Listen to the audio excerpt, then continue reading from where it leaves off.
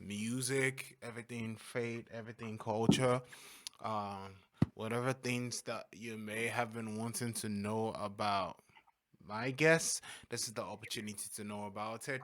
And today I have the one and only, the biggest of them all, the big fish. I had to write I had to write 7 applications to get this guy in here. You have no idea. 7 letters on letter-headed paper, not just any kind of paper, before I was able to get him here on this live. Ladies and gentlemen, we have the one and only the phenomenal Cold Out Music in the building. Going on, bro? You alright? What you saying? My bro, I'm alright, man. I'm good. I'm good. I'm glad to have you here today. Glad to have you here Blessings, man. Thanks today. for having me on. Yeah, I mean, this is definitely. Can you see the chat? Yeah. Okay. Say in the presence of God. Nice one, nice one, nice one. But yeah, so this is definitely one of those sessions that is just we're going to wing it as the spirit leads. I didn't prepare any As in, notes and anything, so it's just basically us having conversations, you know. So yeah, mm, everybody in the chat, whatever questions you have, whatever things you want to say to Code Out, you could drop it as we go.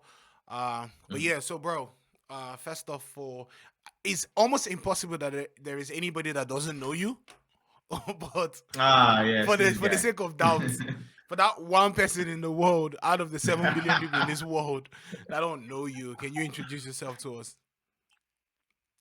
Yeah, what's popping, people? It's Samuel. Samuel Nwachukwu is my name. Um, I'm Igbo, Nigerian from Anambra State, proud. What they classify as British Nigerian, if you know that's a classification on its own. Yeah. Love my parents. I make music. I'm a family man. I would do anything for my family, bro. Like mom, dad, sis, bro. Like they're so much priority to me. And I make music, man. Just started this cold out thing in 2016, and Gee. it's been, yeah, bro. What? It's nearly 7 years now. 7 years next month.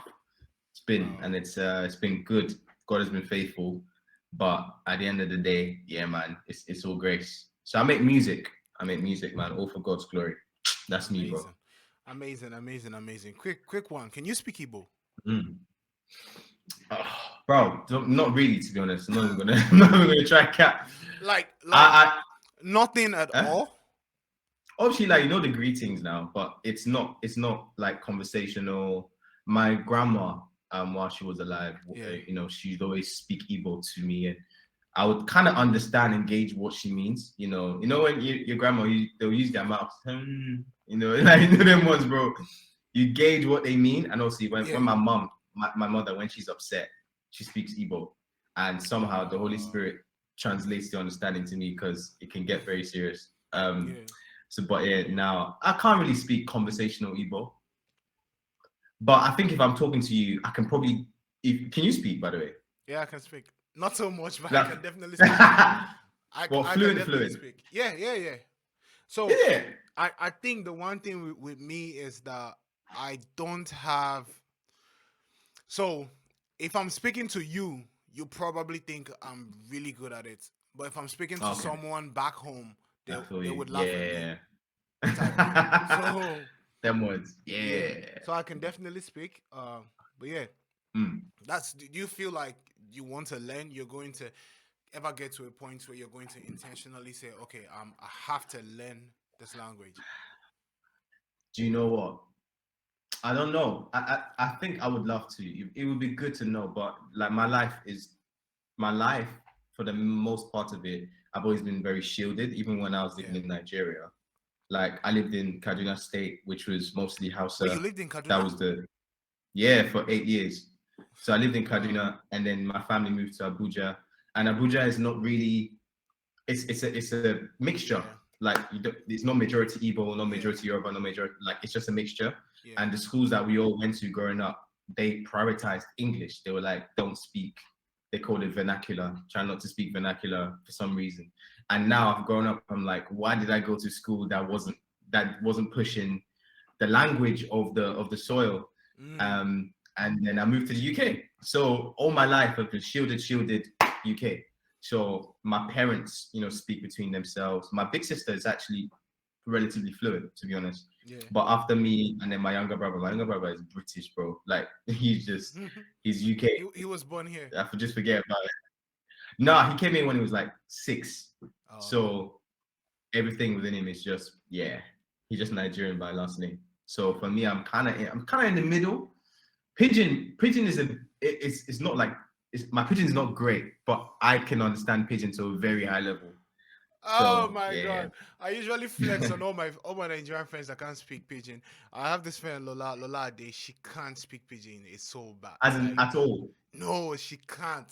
She can't Was, construct a was she simple was she sentence. born in the UK? I think she was born in the UK. She barely no, she wasn't born in the UK. She was born in Yeah. Nigeria, but she was from one of those families where they don't allow them speak broken English in the house. So, Right, I because I remember see. there was a phase in my life when my parents imposed that in the house. Like if you speak pidgin Pigeon. English, yeah, if you speak pidgin English, you get punished.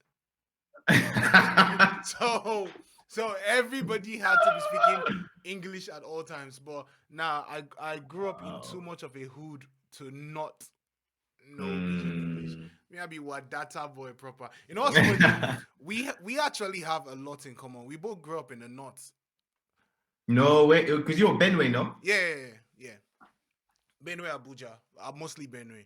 But yeah, bro, that's so you were Ah. born in Kaduna Yeah.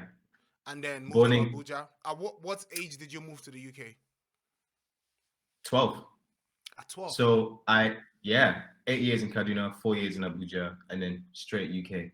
And just, yeah, it was dope, man. I think, yeah, just that settling period was a bit crazy because like I had this Nigerian mentality, and I came to a country, Limo, yeah, where you're telling me everything I need, not want, everything I need is free. Yeah. But coming from Nigeria, everything you need and want and desire is not, bro. You have to pay for everything. And I came in, I was like, you're telling me everything I need to actually have a very solid life is free of charge.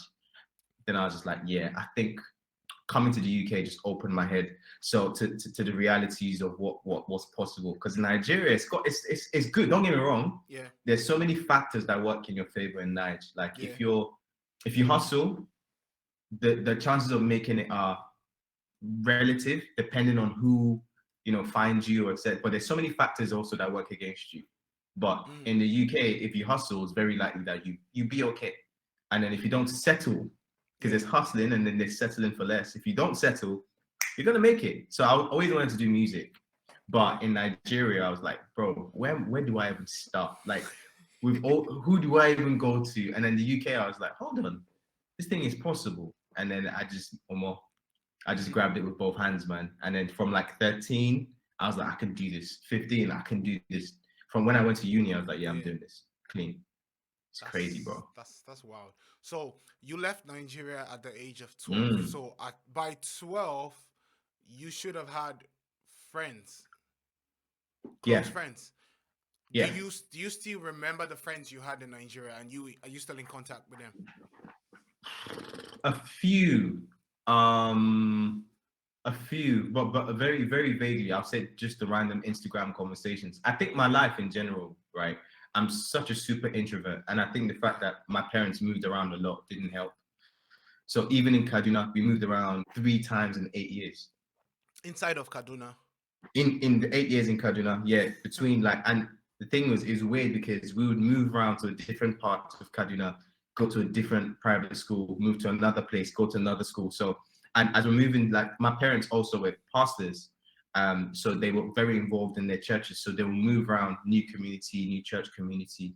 So I can't remember ever settling in a place and building solid relationships because in my mind, Momsy and Popsy are going to move very soon.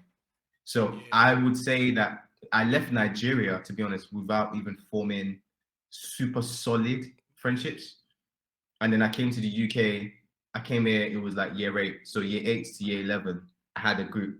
But I knew again, we were going to go to college for A levels, Mm. finished college, went to college 2 years, had another group, went to university. Even before university, all my friends from college went to uni. They kept in touch. I stayed back for a year. Yeah. I was by myself. I went to uni, new group, finished uni, came back, new group. So I've always gone like that, moving around in places and never really settling. So to answer your question, I had friends, but I'm not sure it was solid enough to Yeah. last like long distance. Mm. That's just the truth. And I don't think I've ever been blessed enough. You know how you have some people that I've been friends with this guy for 20 years, bro. Yeah. My longest friend right now is a girl called Ruth Linda. And it's I don't even know like how we've kept in touch. I've known her for like 13 years now. Mm. But yeah, bro, it's wild for me. I don't. To be fair, I don't think I have any friends that we've been friends for 20 years and like we're still super close. Like I know people that I've known for 20 years, but like so I don't use the term friend easily. Um. Fact, come on, bro. So, but I definitely have friends that I've been friends with for like 15 years at least. So Damn, like close. yeah, close friends. Like one of them was my housemate. We lived together Wow. while I was in Lagos until I left Lagos, and he was also part of my groomsmen. So still one of my closest friends, and It's I, crazy, I bro. I appreciate people like that because they were there before like even anything music started, and Mm, it's people like that that are able to give me like hard on feedback, no minds in the mm, words and stuff. So I mm, appreciate people like mm. that. But yeah, at what point did you really start forming the idea of music? Like, so because Yeah, for me, my journey was like there was so many years of me just loving music. Then there were so many years of me thinking, oh, I can do this thing, this music thing. facts, And facts. then it was until somewhere around, in fact, even at the point that I actually started recording music, which for me was like 2012. I recorded some things before 2012, but like actual recording of music from 2012. Wow, From that point, music wasn't still, oh, this is what I want to do in my life. Because I was got I you. was still in school. Life was easy. It's easy to make music when you're still in school. You don't have any bills or No anything to pressure. pay. No pressure. So it was until somewhere around 2014, 2015, for me Hmm. that I actually made that decision. I was like, oh yeah, I'm really going to pursue this thing. I'm really going to do music. So for you, Mm. at what point? So from when you moved to the UK, were you Yeah, already thinking music before you left Nigeria, or did it yeah. start when you came to the UK? I was definitely thinking about it before I left Nigeria. Yeah, Like it was like, oh, this is a part of my life that could be a thing, but I just didn't know how it would be a thing. And then when I came to the UK, I met my manager, Chibs. Chibs, so for people that don't know, Chibs. yeah. Chibs is my manager, has been my manager since I started this music thing. Well, you met him when you And were 12. yeah, Wow. Okay. yeah, bro, I've known this guy. That's why I say, yeah, me and Chibs' relationship is not beans, bro. This is not, it's not today, bro. Like, there's nothing that I always tell people, because obviously, in the industry, you know how it Yeah. goes. Like, people say one thing to Chibs, come and say one thing to me, and try to cause some sort. I'm like, that thing can't work with us, man. Because this guy has seen me grow up. Like, he's seen my dad. Spoke like the relationship is deep. So I met this guy when I was 12, and I'm 28 next month, bro. That's like 16 years I've known this guy, That's and deep. we weren't even manager artist relationship till I was 21. So I'd known the guy for 9 years, seen his kids grow up, like pretty much like big brother to his first son. And Yeah. I'm like, then we had the manager artist relationship. So I'm like, bro, all of like it's deep. So when I met him, he realized that I was actually quite good at music. Yeah. So he was the one that was like, bro, you should maybe like take this thing seriously. And then I went to uni, and then I released a song for my A level music like finals, and then Yeah. I was like, ah, even me too. But I was like, ah, song is sweet now. Yeah, Let wait, me is that song and online? ah, Is this song online? bro, nobody in this world, bro, will ever listen to that track, bro. I tell you that now. It was actually a worship song. Oh, okay. Funny enough, yeah. And that's when I knew I could. Also, wanted to also write like Yeah. worship stuff. And then when I went to uni, it was when it was like crystal clear. Bro, I studied finance, so Yeah. it wasn't the vibe, man. I was I could have been highly successful by God's grace, and I actually had a really good job when I left uni, and I just quit, and I just said, let me do it. And then Chibs had my back, became a manager just on the spot like that, and then we just started rocking it. So it was in uni when I was 20 years old. I Mm. said, yeah, I'm gonna drop this when I turn 21. So that's it, So man. there are a number of things I want to ask you, but Yeah. before I get to those, right? You just brought up about you quitting your job. Mm. What was that transition process like for you? At what point in your career did you quit your job, and were you at a point where you were 100% certain that this thing was going to work, and was this ministry already able to like take care of you before you quit your job, or was he more of a faith step of faith? To be totally honest, bro, Yeah. it wasn't fully a step of faith.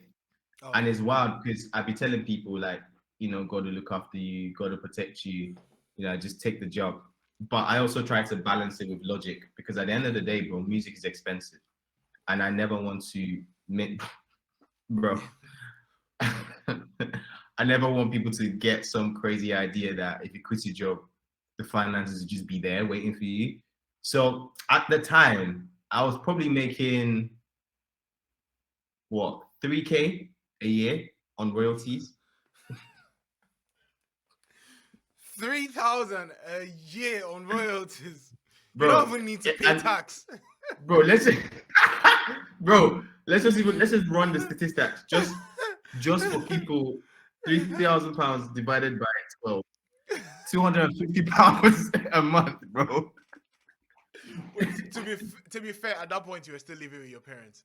You were not paying I was bills. Yeah, I was not paying any rent. I was living with my parents. Yeah, I was also in a full-time job. So if yeah, you think about it, there was no need for me to like fully go into it. yeah, And my full-time job was, bro, at finance jobs, like the finances are endless. You get bonus at the end of the year, you get incentive commission. So yeah, I was fine. yeah. But then I knew the thing was it was creeping up. And what I tell people is be honest with yourself. Mm, If you're gonna quit your job, don't gas yourself and say this thing is actually gonna work when you can't see any signs. Like at the end of the day, God is a God of order. Like God is a wise God. yep. God causes you to make wise decisions. So I could see a trajectory. I had gone, bro. I was touring at this time. I was doing 9 to 5. After I finished on Friday, go to Heathrow, fly Yeah, out for the weekend, do a show in Germany. We did like 2 nights, one in Berlin, one in Hamburg, and I'll come back. So I was like, you know what? People are feeling what I'm doing here. And yeah. then we'll drop in good songs. And I tell people all the time, like, be honest with yourself. The way to make music full time and do it full time is good songs and building a good catalog. Forget what people tell you. It's your catalog Yeah, that ensures you can sustain it. You can't just do it off one song. If you have one true, song that's popping, true. glory be to God, right? It's not gonna But pop forever. bro, bro, bro, especially like in this current climate, bro, a Yeah, song can so be fast. that big of a hit, bro. After some time, you be like, man, I need to drop something else. And I was building a catalog of songs, and I realized I'm touring. I've got a catalog building, and I could see the growth when you Yeah, look at the numbers. Thank God for Spotify and the data, yeah. and social media was climbing. And I just done my first London headline, so I was thinking, nah, this thing is okay. And then I quit my job. Mm, So I prayed about it, got confirmation from my dad, my mom, and Chibuzo. got confirmation from people around me, and I knew in my heart when I quit my job that it was the right thing to do. So I didn't do it through what do you call it? It wasn't just hearsay. It wasn't Yeah, just vibes. I feel like quitting. No, it was logical. yeah, And then after that point, I just knew that I was set. It was difficult. It yeah, was difficult. yeah. You know, it's weird because in in music, yeah, I come across people so many times who are like, "Oh, bro, I just quit my job and I want to focus on music," and instantly my mind is like, "How do I have this conversation with you?"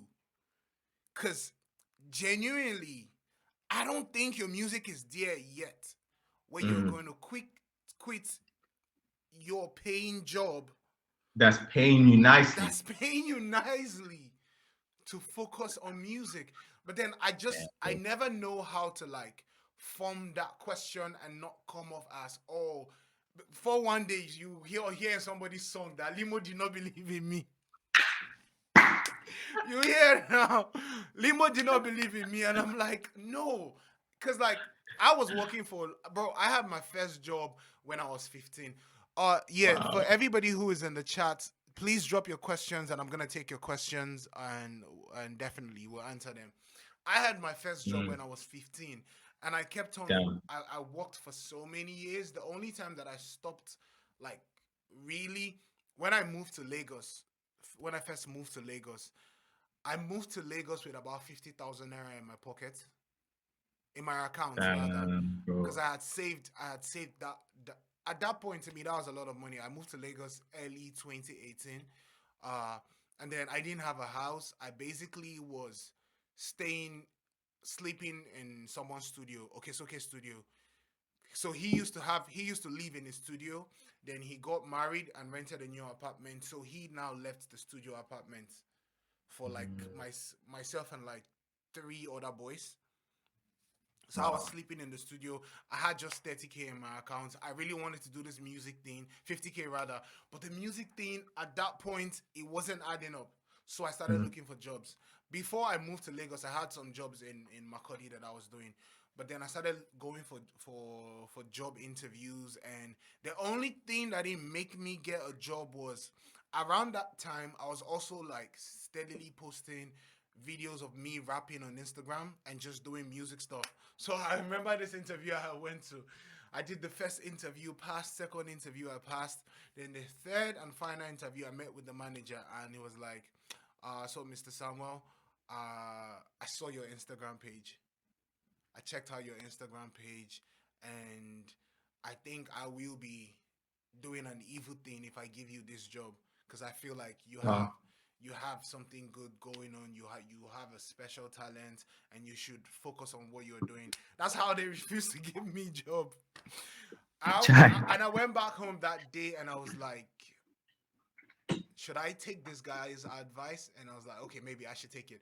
So I took his advice, and then I started giving everything to the music. I'm saying that to say that 2018 was when the end of 2018 was when I started seeing like some lights, some sparks of Mm. light.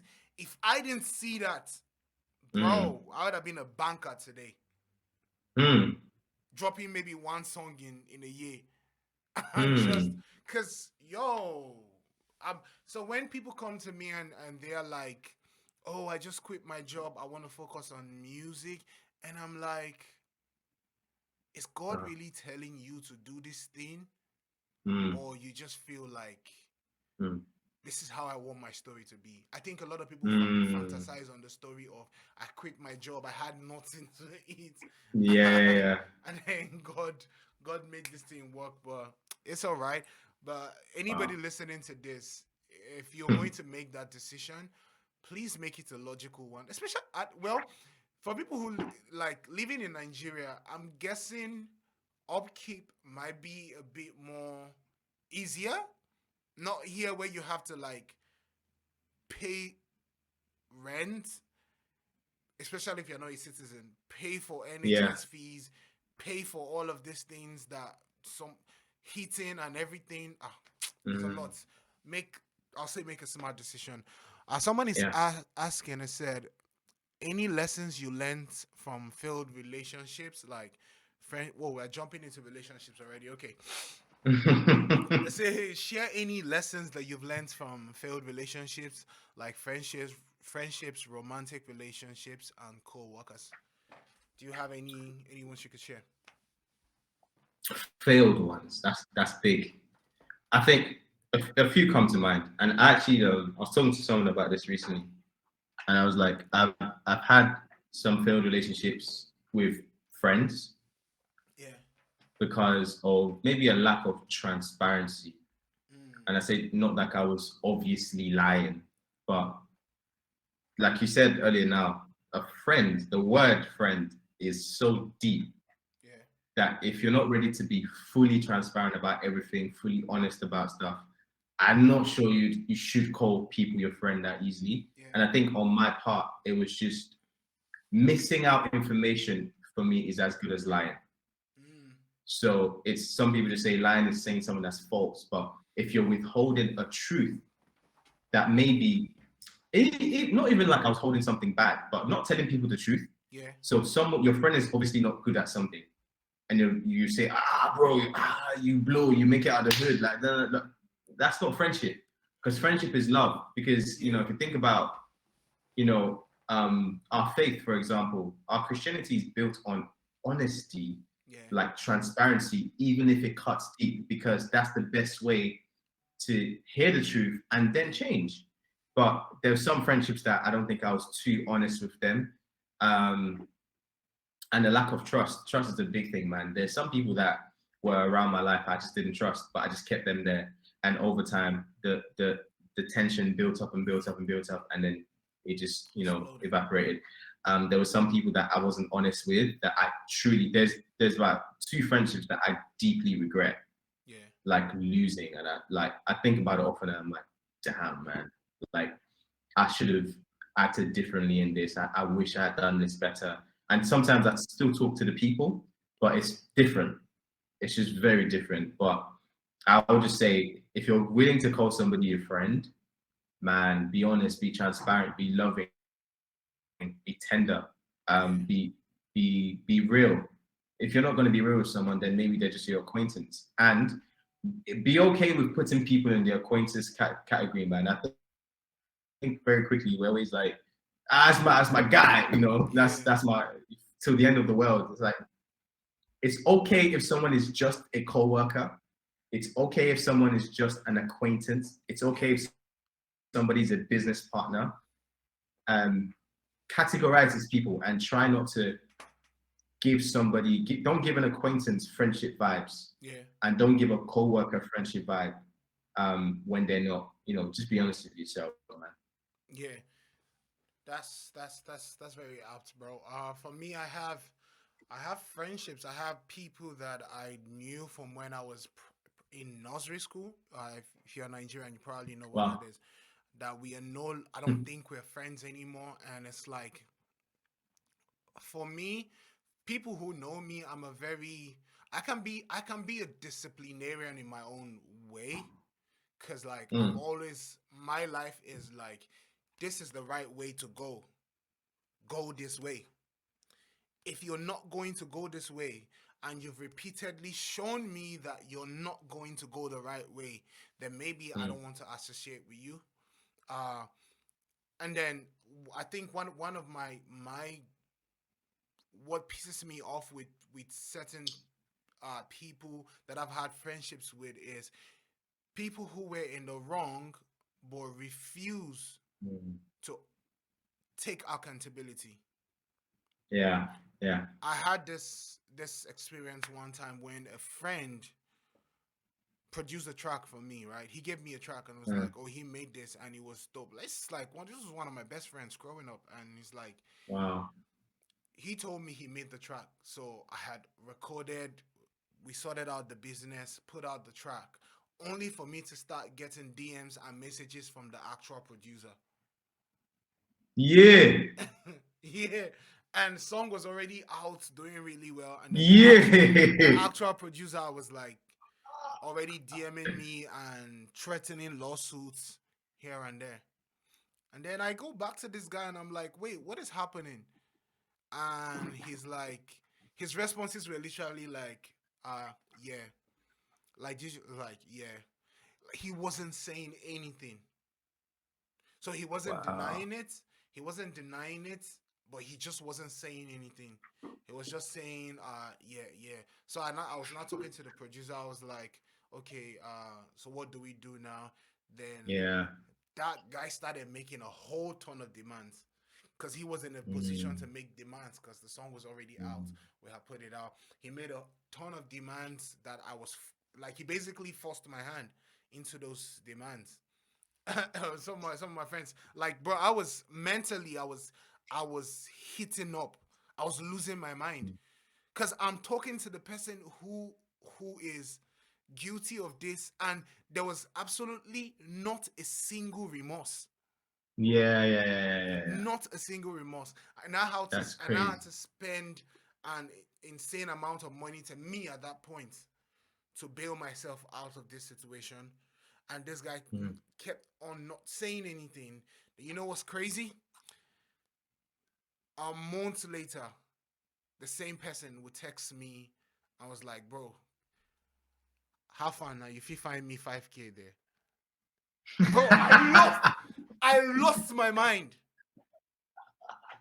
Bro, I lost it. Like, yo, like I lost it. After all of this happened, yeah, I was still trying to like forgive this and move on, Yeah. right? So when my wedding was coming up, because I didn't make my wedding invitation public. It was private, friends only.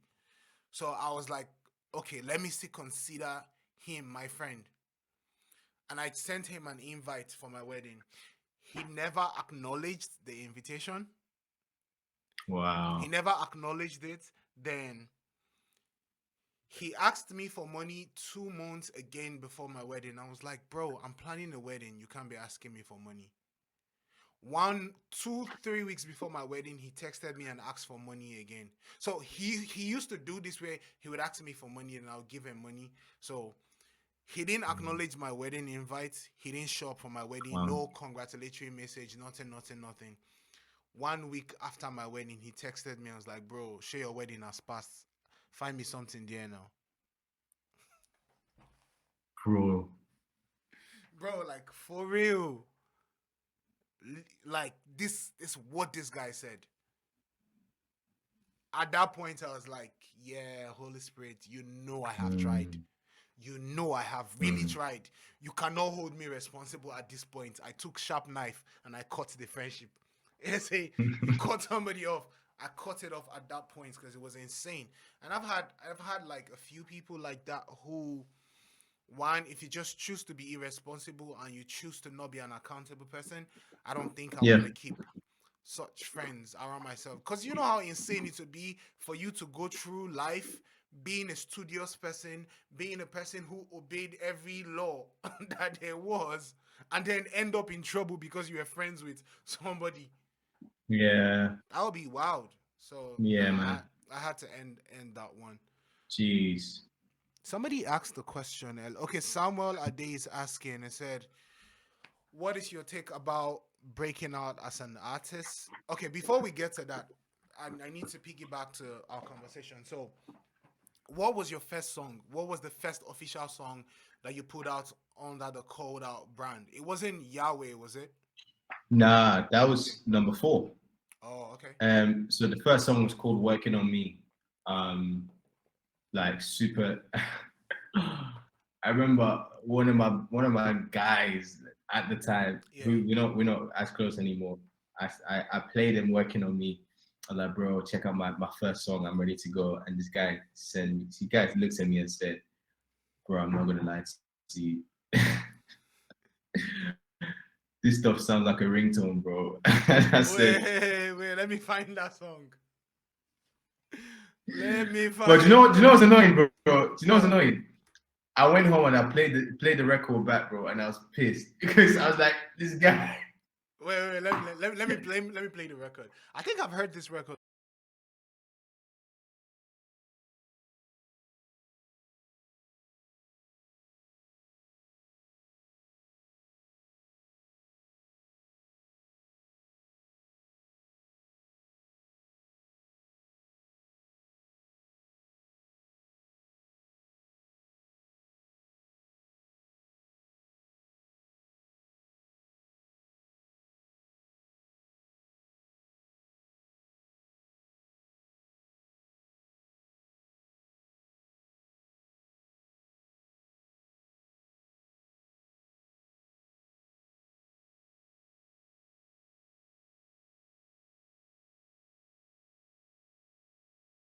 Nah, he probably didn't listen past the, cause I can hear the tone he's talking about.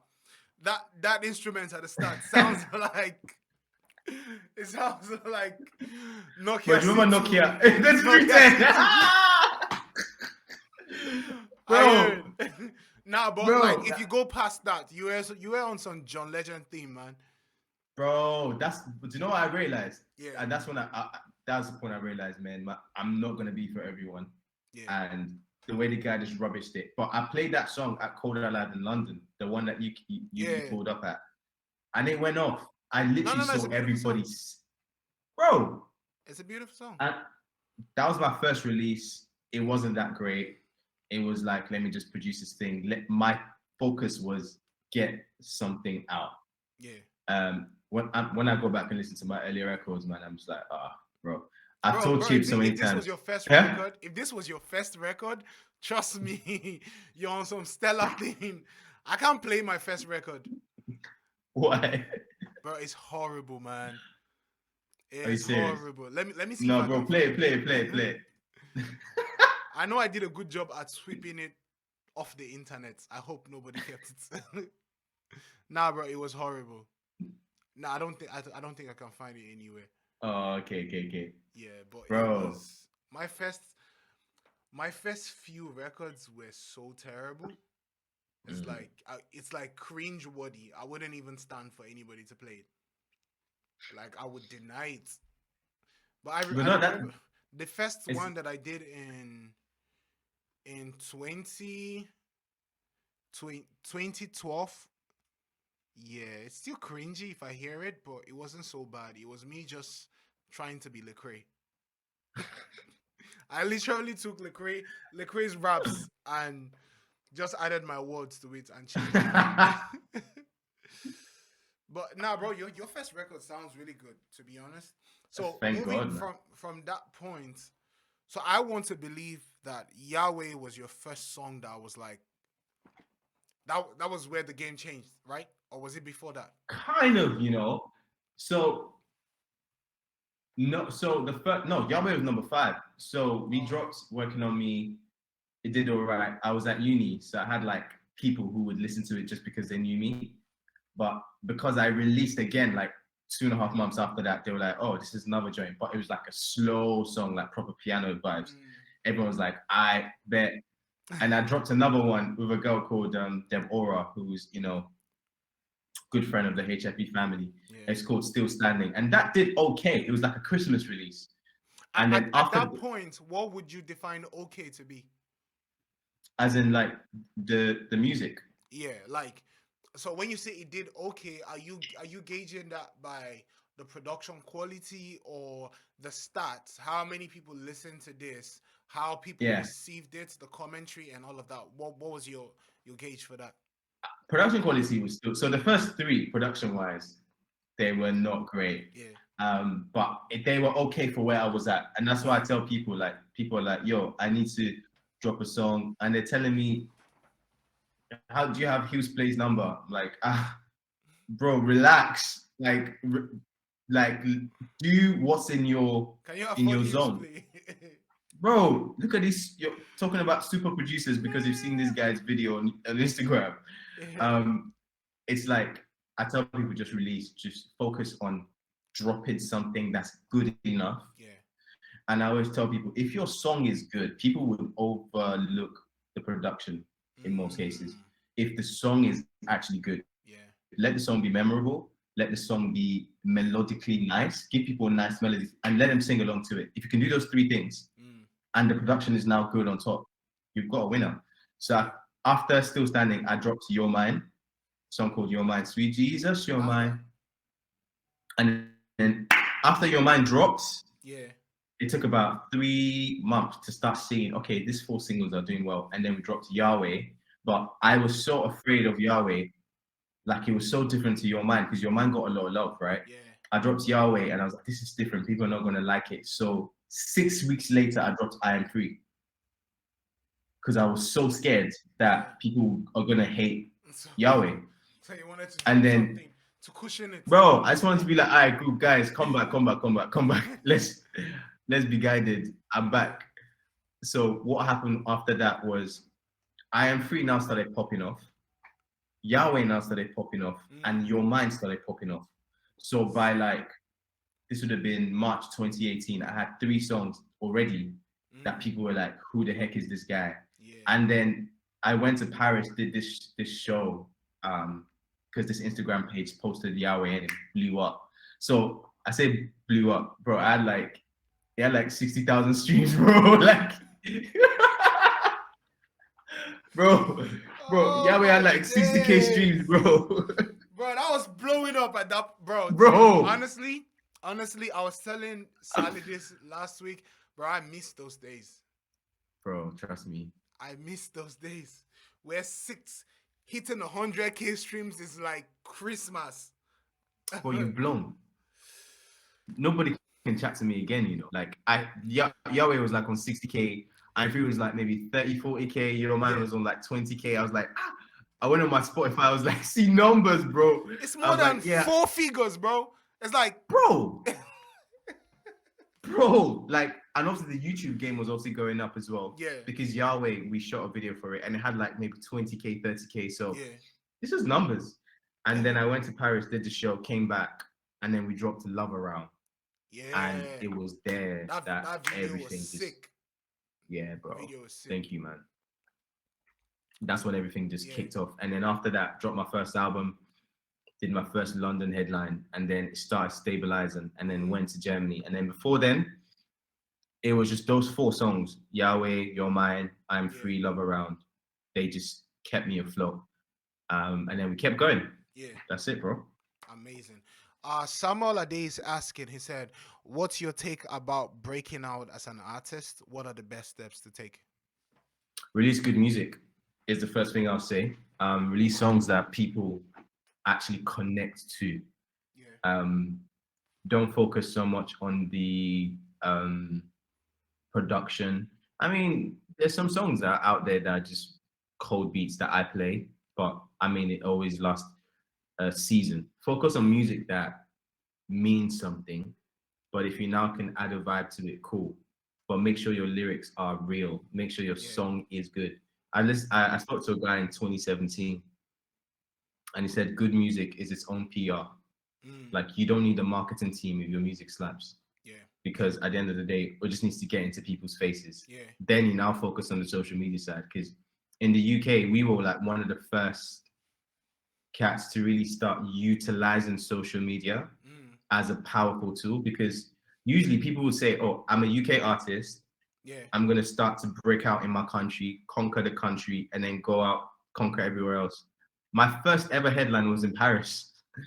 Like the very first Cold Out live in was in Paris. And it was because the demand was there. And social media was like, hey guys, I'm coming to Paris. Who's gonna pull up? Bro, when I tell you 130 people pulled up to my first headline, we sold it out. And I was backstage, I was talking to my MD, I'm like, guy, what happens now? Like, will people sing along? Do we need BVs? Do we The need guy to looks at display me. lyrics on the screen? Bro, because Limo, I'm in Paris. Yeah. It's a majority French-speaking country, innit? Yeah. And I'm like, bro, how are people gonna know these songs? Like, do we have lyrics? And there was no lyrics. Bro, the guy went upstairs, he went out there, triggered, I will give you all my praise. And bro, the Everyone whole went place crazy. started moving. I was like, yo, you're telling me I can be in my room Yeah. and go live and someone in India would hear the song and love it. I don't need to blow in the UK. I don't need to focus on the UK. Do you get what I'm trying to say? Yeah. And it was like, even when we met in Lagos, Yeah. I don't know if you remember, bro, I wasn't really popping like that in the UK. And even till now, it's like, yeah, UK is cool. It's all right. It's an industry. Yeah. I say not an industry. It's a scene, not an industry. It's a scene, yeah. And I never really put that much emphasis on being king of a local community just because you can do so much more. So I always tell new artists coming in, it's like, yo, don't focus on the awards in the UK. Don't focus on comparing yourself to UK artists. Be your own self. The world has changed. You can put out a music reel of your cover and 25,000 people will like it and 20,000 of them are not in the UK. So what are you doing? Yeah. like the world is your oyster, and we were the ones who started thinking about that from a very early stage, and we Yeah. started touring. Bro, I did an Africa tour in 2019, and I had no business doing that tour. We did Lagos, Nairobi, and Johannesburg. Bro, Yeah. I had no business going there at the time because who's there? Or Nairobi, how many people were there? 400 people came out, which was actually mind blowing. Yeah. And this is another thing I'll say.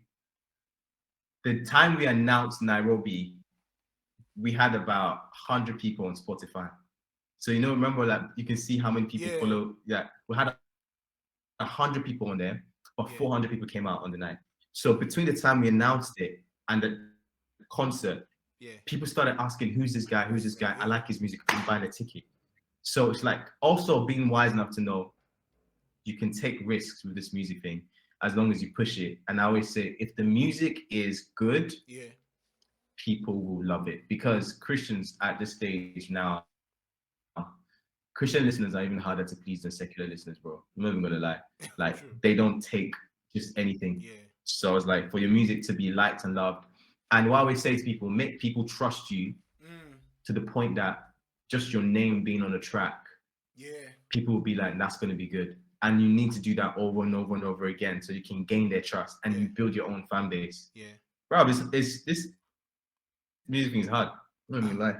You know what? What's crazy is that for me, when I started out, my my uh plan was more, let me go gain grounds outside of Nigeria. So I wasn't thinking let me gain grounds in Nigeria, then we'll go out. No, I was thinking let's go out. Let me go out first. Cause it's a funny thing with Nigerians here. Nigerians respect you more when you've conquered outside than home. Because Nigeria is so large, is like when you say you want to conquer a land, Nigeria is so large that for you to become a home name in Nigeria is, it takes a lot. It takes less effort I to heard that. become a name out here in Europe than it is in Nigeria. When people started recognizing me in the malls in Lagos, that's when I knew that we are getting there. We are getting closer to Something is happening. something. Is honestly, because Nigeria is a different ball game. Is crazy in Nigeria. But anyways, so from the point of Yahweh, and then when you put out what's the name, love like this, Love around. love around. What was that pressure like? Because that comes with a different type of pressure. That comes with a new pressure. What was that? What was your mind like? What were you processing? How do I move forward from this point? I was I was actually really scared, bro. If I'm being honest. I was like, bro, Wait, now was that all this of thing this is after you had quit your job, or were you still working when all of this songs I was happened? still working. Oh, you were still working. Okay. I quit Love Around drops 2018. Yeah. I quit my job in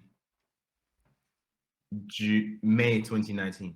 Mm. So I remember I had this music thing was starting to bubble up. I was like, okay, my job is clearly not going to be the way that I live my life and support my kids. And Yeah. I started praying about it. The pressure was more like, can I go in and produce another Love Around? And can I produce another I Am Free? And I'm sure a lot of artists who put out one song, they're like, oh, there's so much pressure Oh, for me to we've to been there put out before. something like this. Yeah. You feel me? Yeah. But then I said to myself, I'm gonna flip everybody's expectations Yeah. and I'm gonna be the artist that I've always wanted to be. And that's why I come back to the point of just make sure your song is good, man. Because Yeah. no matter what genre it is, and then after all that whole phase of like Love Around, I Am Free, You're Mine, I dropped God Like You. I could go east, I could go That's west, my jam. bro. And people are going, what's this guy? And I think something that people always try to do, human beings, human Yeah. nature, they want to box you because they want to make sense of it. If Mm. people don't understand things, but what they don't understand, they'll call weird. Yeah. Meanwhile, you're just misunderstood. You're Mm. not weird, you're just misunderstood. Because Yeah. when the right person sees you, they're like, I love you. Yeah. It's not, you're not weird. I wanted to be the artist that I wanted to have a headline show and do worship, do Afro, do everything in between, do vibes, and I just wanted it to be a whole thing. And I knew I wanted to start early, and I wanted to start disproving the myths to people to say, bro, I would write a song like Provider, but I will still write a song like Hold on Me, yeah. but it's the same artist, and you will be okay with it because I'm okay with it. If you don't like it, Mm, it's cool. Like you have to be willing to say, this is the artist I'm going to be, and take those risks, because God Like You, what it did was put me out to a whole new market, whole yeah, different market of yeah, people who weren't even rocking with me before.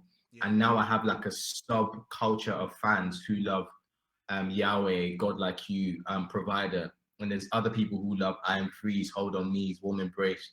And everyone is just in this bubble supporting the music. And it's beautiful to see. So the pressure was, can I recreate something that I've done before? mm, When all you need to do is just be creative.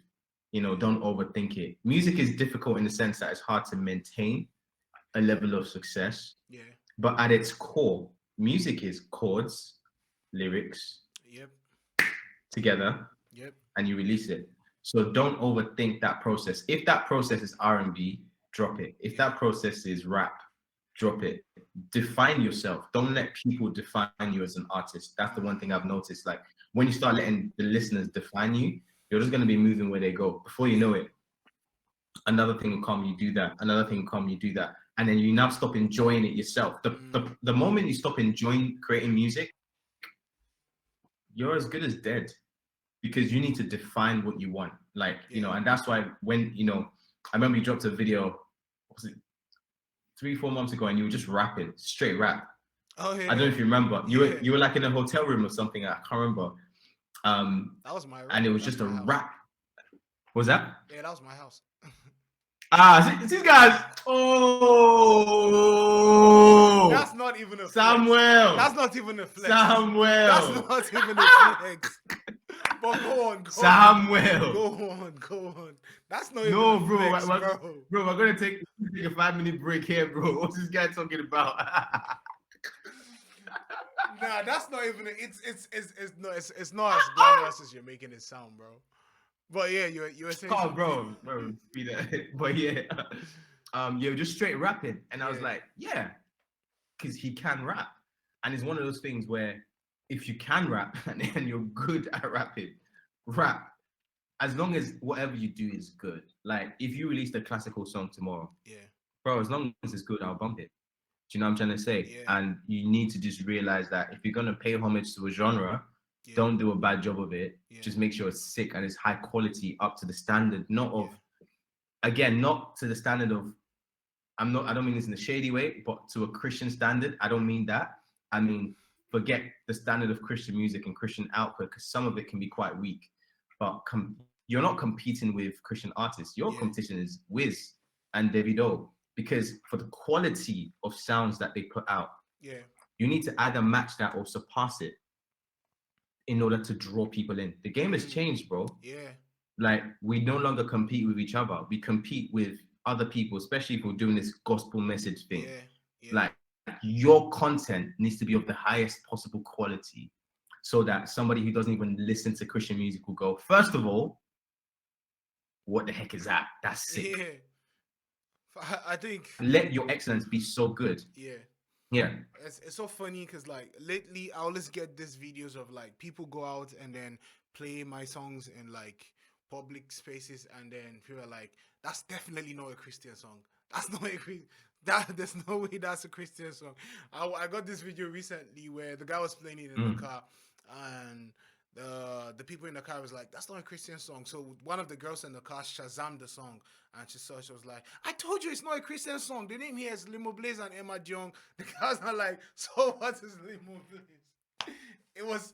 It was so funny, but yeah, it's like there's an intentionality behind trying to make sure that whatever music we put out, if that play Weezy's song or Burna Boy's song, let's from just the technicalities alone, like the mastering, let them not finish playing Burna Boy and then play your song, and it sounds like they are playing your song from a phone where they kept a microphone close to the speaker.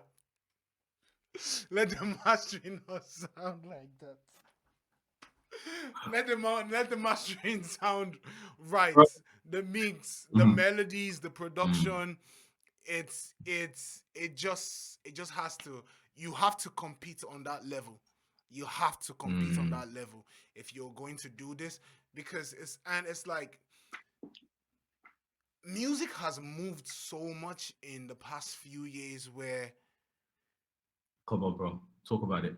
it's like the standards just keep moving. It keeps moving. It keeps moving. Mm, And even with some of my artist friends, I tell some of my artist friends like who are like releasing music, and I'm like, sometimes I have to advise some of my friends like maybe you should slow down. mm. Maybe you should slow down. Maybe you should prioritize quality over quantity. Come on. Maybe you should spend, it's like where you started from is not where you are now. Where I started from, I used to spend 20, 30 minutes and I've done a full song. I could cut like 4 songs in one day. It's like, put it in, load it, let's go. Boom, boom, boom. Yeah, let's But go. it's like, I know that I'm in a different space right now. There is I'm not saying this to put that pressure on yourself, but it's more to throw a consciousness on yourself that there Come on. is there is a higher calling. Basically, Mm, there is you really have to deliver. So in recent times, if it means me calling 2 or 3 of my creative friends into the room, come and be a part of my creative process. It's like mm, lately, I get like a few friends to join me when I'm writing, and they don't exactly even write for me. But what they do is when I come up with the vibe, with the line, they're able to tell me this is cool, but it's not that great.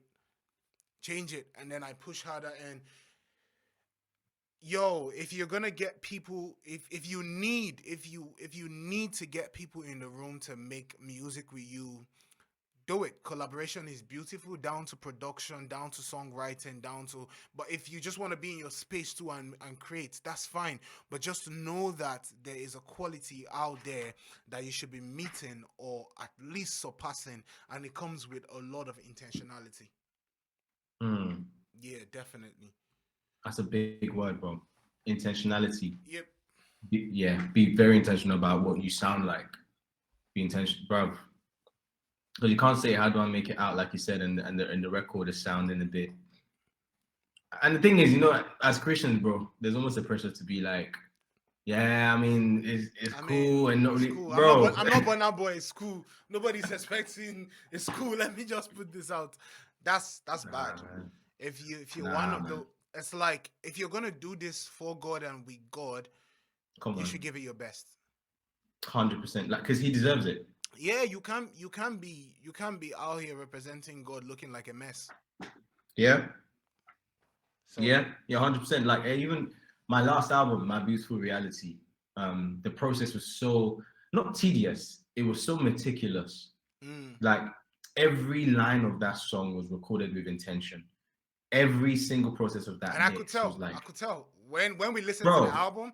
I remember we were driving. I don't know where we were driving home from, but I was with my wife and I was with like Lady Mm, T when we were playing the album.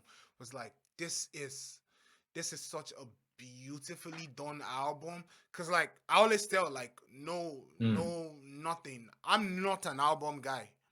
I've never really been an album guy. mm. I don't So make you got till now. no, right now, the album I'm working on, I would proudly say I'm an album guy. But before now, I've Mm, not been an album guy. I've just been maybe my first 2 albums when I was doing rap music, I was an album guy. But I for the see. last few years, I was not an album guy. My thing was Yeah. always let's make a bunch of really good songs, bring them together and put them out. But when we were listening to your last Mm, album, we could tell this was an album. mm, Like there was so much intentionality into making this an album, and that really inspired me. To every song, to the mm. production, to the quality, everything, the lyrics, even the show off here and there that you were doing with all your minor cameras, bro. Amazing, amazing, definitely amazing. Thank you, man. Thank you, bro. Appreciate it. And like you said, bro, Like I was talking to my guy Vonnie Morgan like 2 days ago. I was like, Yeah, bro, that's the first album that I said I don't think I've made a great album. I don't think I've made a solid project like from start to finish. yeah, And that's why I challenged myself because, like you said, bro, now you're that album guy. It's necessary. Like mm, if you want to chase a level of like consistent like success over a period of time, yeah, you need good projects as well as good singles. yeah, So I was like, you know what, let me focus on actually building this body of work. And then the singles that we wanted to push and came out of that. Hold on Me came out of that. yeah, Provider came out of yeah, that. Say That I Love You came yeah. out of that. So it's like three solid singles came out from telling a Was story. that So a it made single? me Was think Say That I Love You a single? it was actually an interlude. Crazy. It was, bro, it was, people keep asking me, like, bro, when's the longer version? I was like, Say That I Love You was not designed to be a full song. It was an Wow. interlude. Like, and even the way the song started blowing up, Yeah, because my manager put out a video from Paris like this on yeah, TikTok. And then before I knew it, I was like, the song is blowing up, and people now started going back to the original, like, this is vibes, like, da da da da da. yeah. It was always meant to be an interlude, and people always try to hassle me saying, guy, where's the full stuff? I'm like, there's no longer version that exists in this life. You can take my Mac, Mm. there's nothing there because I wrote it intentionally because Yeah. it was meant to be a bridge between another song and another song. Mm. But that's how the music came about. And there's one of my songs on there called Walk With Me with Sam Henshaw is my most streamed track on Apple Music. The, Oh, the song that had song been is out fire though 6 months. with Sam and Rescued. Bro, Salmon Rescued. Like, even like with features, When I I've heard been it, I was so like, why didn't you put this out as a single? so there's a funny story behind that, bro. So the idea was I would put Hold On Me out as a single, Yeah. and then the rest of it just drops. And Okay. then we had this whole thing like 2 weeks before the album was meant to drop. My manager was like, "Yo, we've got talking to cats at Spotify, Apple. We've Yeah. got two songs we're gonna pick between to like push. Do we do Walk With Me or do we do Provider?" So now I'm going, all right, can we split it? Can we do one on one platform? Yeah. And we ended up doing almost two singles on the sixth. So the day the album dropped, Mm. Walk With Me was like Apple's single, and Yeah. Provider was Spotify single. That's a And bright idea. I'll that was probably like do that in my next album. Nah, that's a bright idea, honestly. bro, like seriously, and it turned out to be great. So like Apple Music listeners almost for Called Out Music are kind of different in type than Spotify listeners. So my Mm. Spotify listeners would probably be more Karma, Provider, My Prayer, No Better Yeah. Day. The Apple guys, vibes. Like, bro, Say That I Love You, Walk With Me. I've got a song with Still Shady called Better, kicking off Yeah. all of those records. So we were able to like have three singles kind of and then actually four, because even when Say That I Love You dropped, what we did was we started pushing it as if it was a single. Yeah. And we've actually got a crazy live version from Cold Out Live in London dropping. So we're gonna really Yeah. push the song as a single. So we've got four singles from an album that was already doing well by God's grace. Yeah. And from us taking time to say, let's actually say something. And it's crazy Mm. because that album is so intentional. The intro of that album was played at the show. Oh, yeah. And do you know what I mean? That's how intentional we were with this. I Like, thought I I actually thought wanted I to thought your take it. dad was backstage with a mic. Imagine. Wow. That would have been wild, bro. But that's what I'm saying to people. Whether it's an EP, Yeah. whether it's 5 songs, like, don't get me wrong, bro. Like, because obviously you would agree. If you have 5 bangers, 5 straight up Yeah. bangers, bro, Yeah. you can put it together. It's gonna be good. But Yeah. artist development is such that you shouldn't stay the same year on year. Yeah. So you should be trying something different with your next project. Yeah. Try it. If it fails, it fails. You said you've tried it. Yep. So I'm saying, Yeah. Definitely. I hear you, man. Someone is asking. It says, can a gospel artist make money through their own music? If yes, how? Do you know how rich Called Out Music is? Are you kidding nah, me? guy. This man bought a house like weeks ago. Are you kidding me? Where do you think the money came from? Please take it away. Take it away, Bro. man. Take it away. The straight answer is yes. It's Yeah. possible. But and I know you will vouch for this. Money making should not be your priority. Oh, definitely. Yes, it is possible, but it's almost this weird thing. What God does when it's not a priority, Yeah. He overcompensates for it. Yep. When it is a priority, He's like, dude, you focused on the wrong thing. But yes, people can make money from music. You have to be smart. You have to be very business savvy. You have to be almost a brand, not in the Yeah. way that I'm just saying, or be like, Yeah. Zara, but you have to market yourself in a way that Yeah. there's so many things, so many facets to you that draws people. And I always tell people you have to be someone that people just love so that whatever avenue that you want to take as some sort of financial venture, Yeah. people would already buy into it because they bought into you. Yeah. So whether that's through IG lives, what you're doing right now, bro, showing like Yeah. yourself, your personality. People are like, if Limo drops limo juice or limo, like whatever you drop, limo phones or Yeah. something like that, people buy it because they love you. Yeah. And it's that investment to go, how far are you willing to take this to actually make it viable Yeah. financially? You have to almost be doing it full time. Because what I'm doing right now at the rates at which I'm doing it, I cannot have a job, You can't have a job and do it. bro. It's Honestly, just it has to be full time. I can't lie to you. has to be, bro. Like the hours I put in, and people always say, "Oh, you guys must live such good." Do you know what time I sleep every day? Look at my Like, do eyes. you... My eyes are red. My eyes are actually red. bro? That bro. Some nights I just finished wrapping up this EP I'm working on, and I was Yeah. talking to the producer today. I was like, bro, this thing never ends. Like you're signing up for a life that you're giving away your life to Yep. God Yep. and His calling. Thank God we make music that is loved by the culture. Yeah. That's a big blessing, bro. That's a huge blessing that I never take for granted. Yep. But I also never settle for, I've done enough music right now to go and relax. Nah. Like if you're talking about future, I'm looking at 5, 10 years from now. Yeah. What would my family say their daddy does for a living? What my kids, are they gonna be proud of my work ethic? Yeah. Bro, that's what I'm saying. Is like we have to think 5, 10 years from now, can this be Definitely. long-term, viably Yeah. successful? And we just have to keep going. So you can make money from it. I would say you have to first give your life to God, as in not just like salvation, but you have to Yeah. say, God, you're my provider from now on. Like Yeah. legit. I'm not gonna focus on the money, but I know if I work for you, I wouldn't lack. And that's what he does. Yeah. He always looks out for his children, bro, especially when you devote yourself to him. But you have to put in the work, put in the hours, man.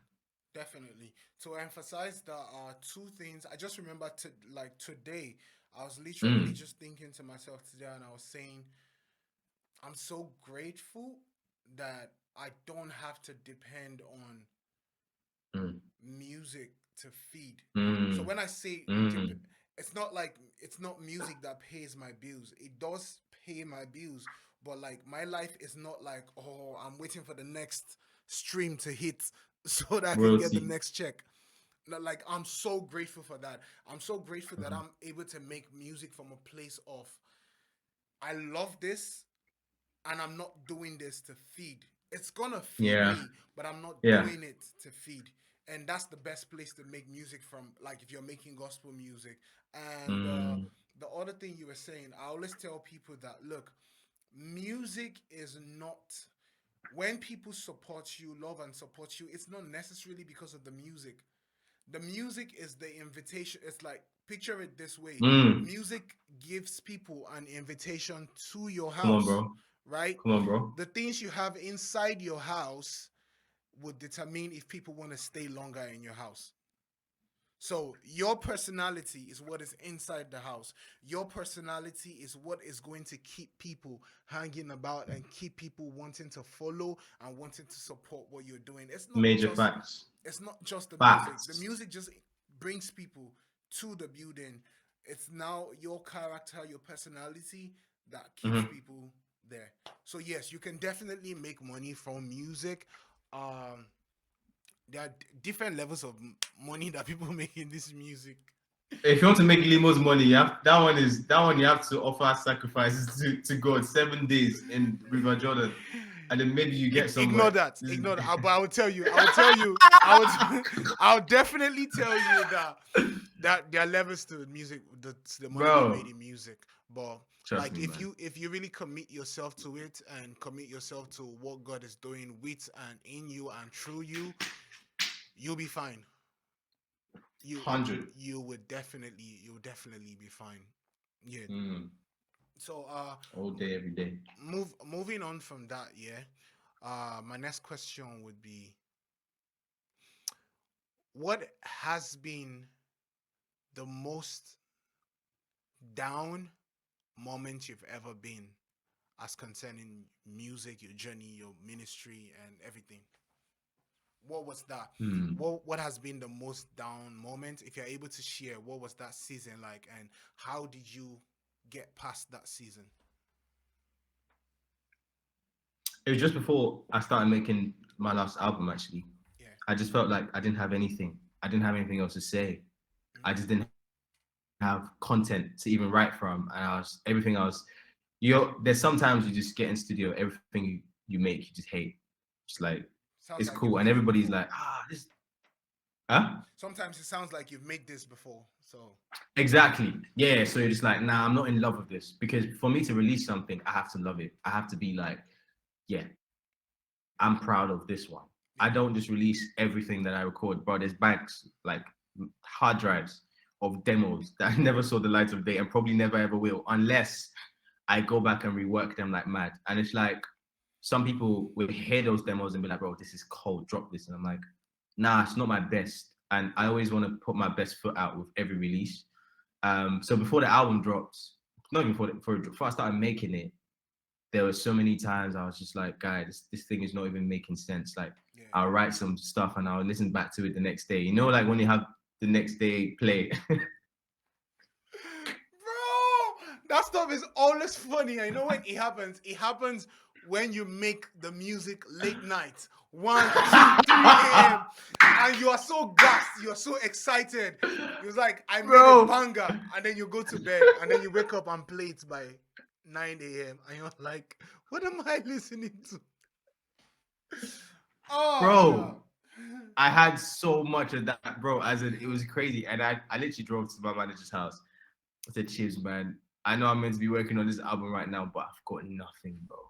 Mm, Like and it depressed me so much because when your only contribution, not only contribution, when one of the main ways you connect to the world around you is yeah, through the music you make, yeah. and you can't even make that, you feel like you're not contributing anything. I started thinking, oh, my time is done. Like boy to boy, bro. I was literally like, Yo, yeah, that's wild. I'm gonna pack it in. I started saying, let me, where's my CV? I beg. Let me dust it Make off, I go filling find the job. years. Bro, you know how many times I had to dust my CV off, be like, man, I tried it, I lived it, I loved it. It was good, it was fun while it lasted. I'll try and fill in the 4 years of missing before they asked me what were you doing for the last 4 years. I was I was running making finance beats. for a brand called Out Music. Bro, I've Bro, been there. I've been there. I've updated my CV for years. bro, like clean. And I was like, maybe it's time. And then Chip just said to me, bro, he's like, you've come this far by Yeah. keeping it simple. Mm, You kept it simple. You didn't overthink your lyrics. Because I was overthinking. I wanted to write some insane. I wanted one line to mean like 6 different things, triplets. bro.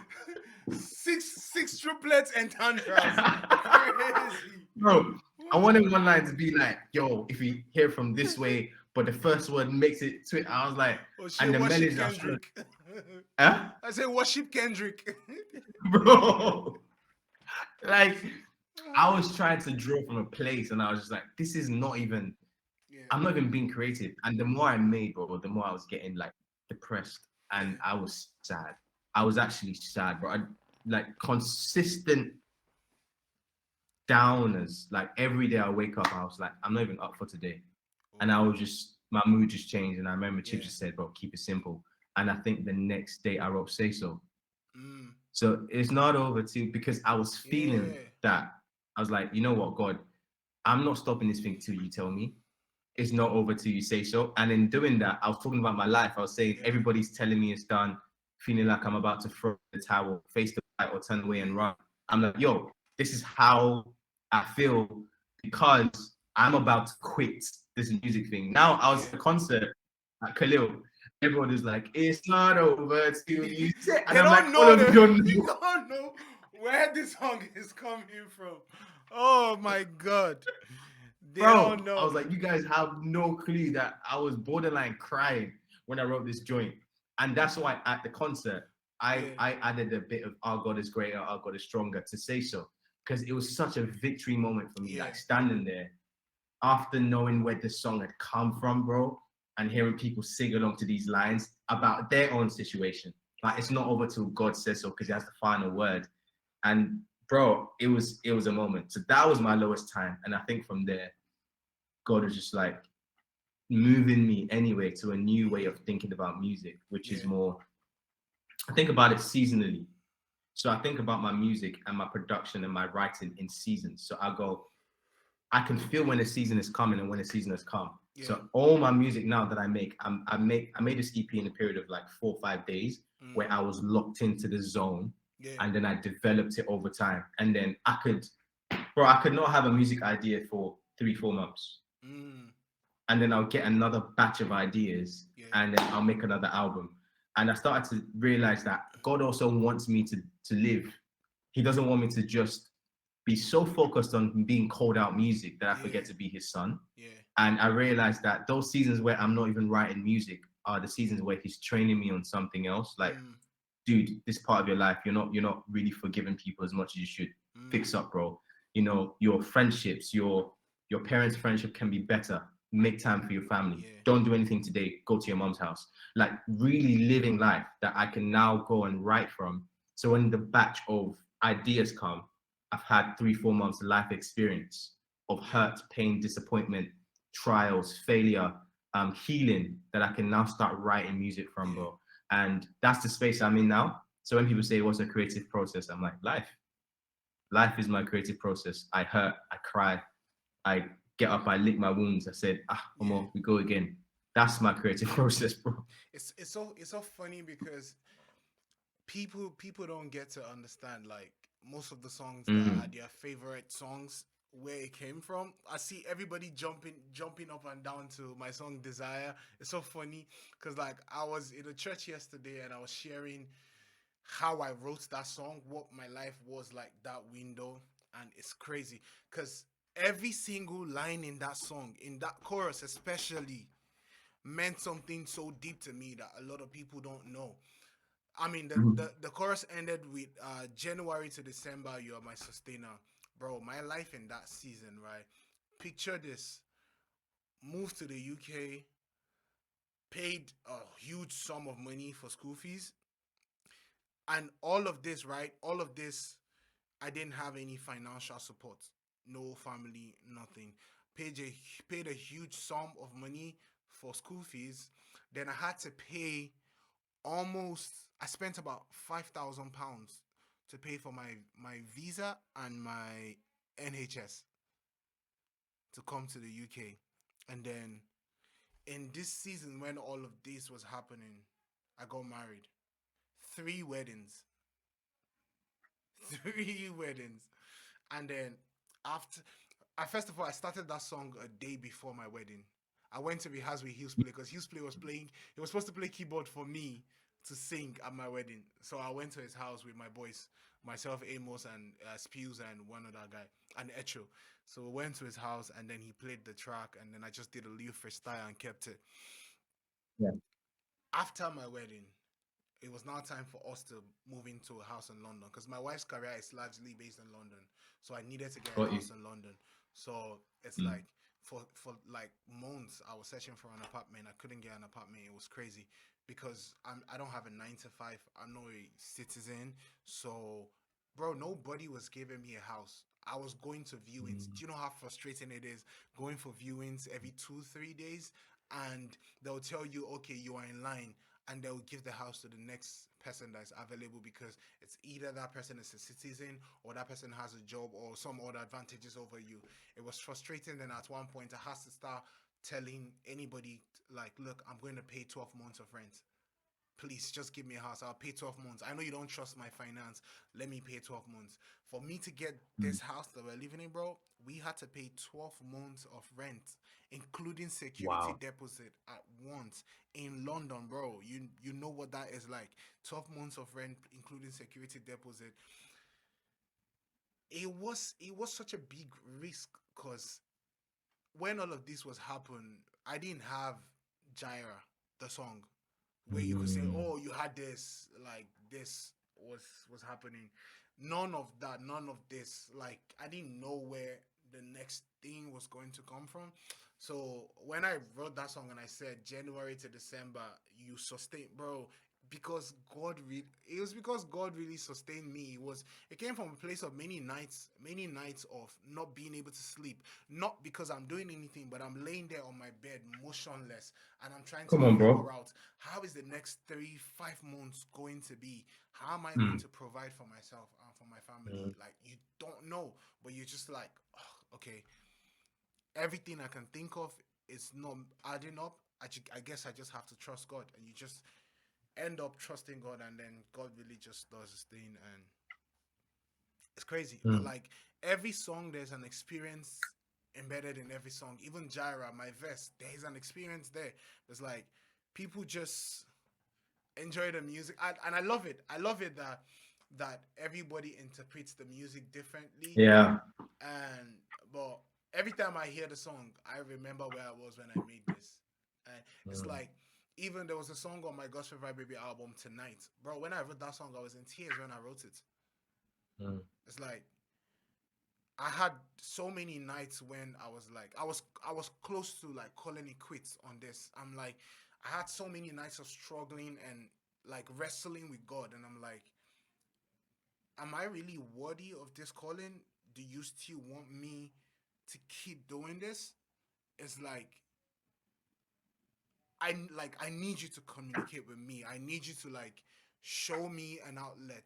It's like you know scriptures, but somehow the scriptures that you know is not just penetrating your mind at that point. Yeah. And it's Yeah. like I need you to remind me, give me a sign, show me that I'm worthy, show me that what I'm doing is like what you want me to be doing. Come on. And for so many people, that was their favorite song from the album. I don't know if it is because they related to it so much or they just enjoyed hearing my pain. I don't know which one, Mm. but it's amazing, man. I wish we could have like platforms where we could like tell people the stories behind every song that we make, Mhm. because every Mhm. song, at least 95% of the songs we make has a story to it. So that's to say, so far, Wow. what would you say is like your most personal song that you've ever written? Well, they're all personal for different reasons. Yeah. The one the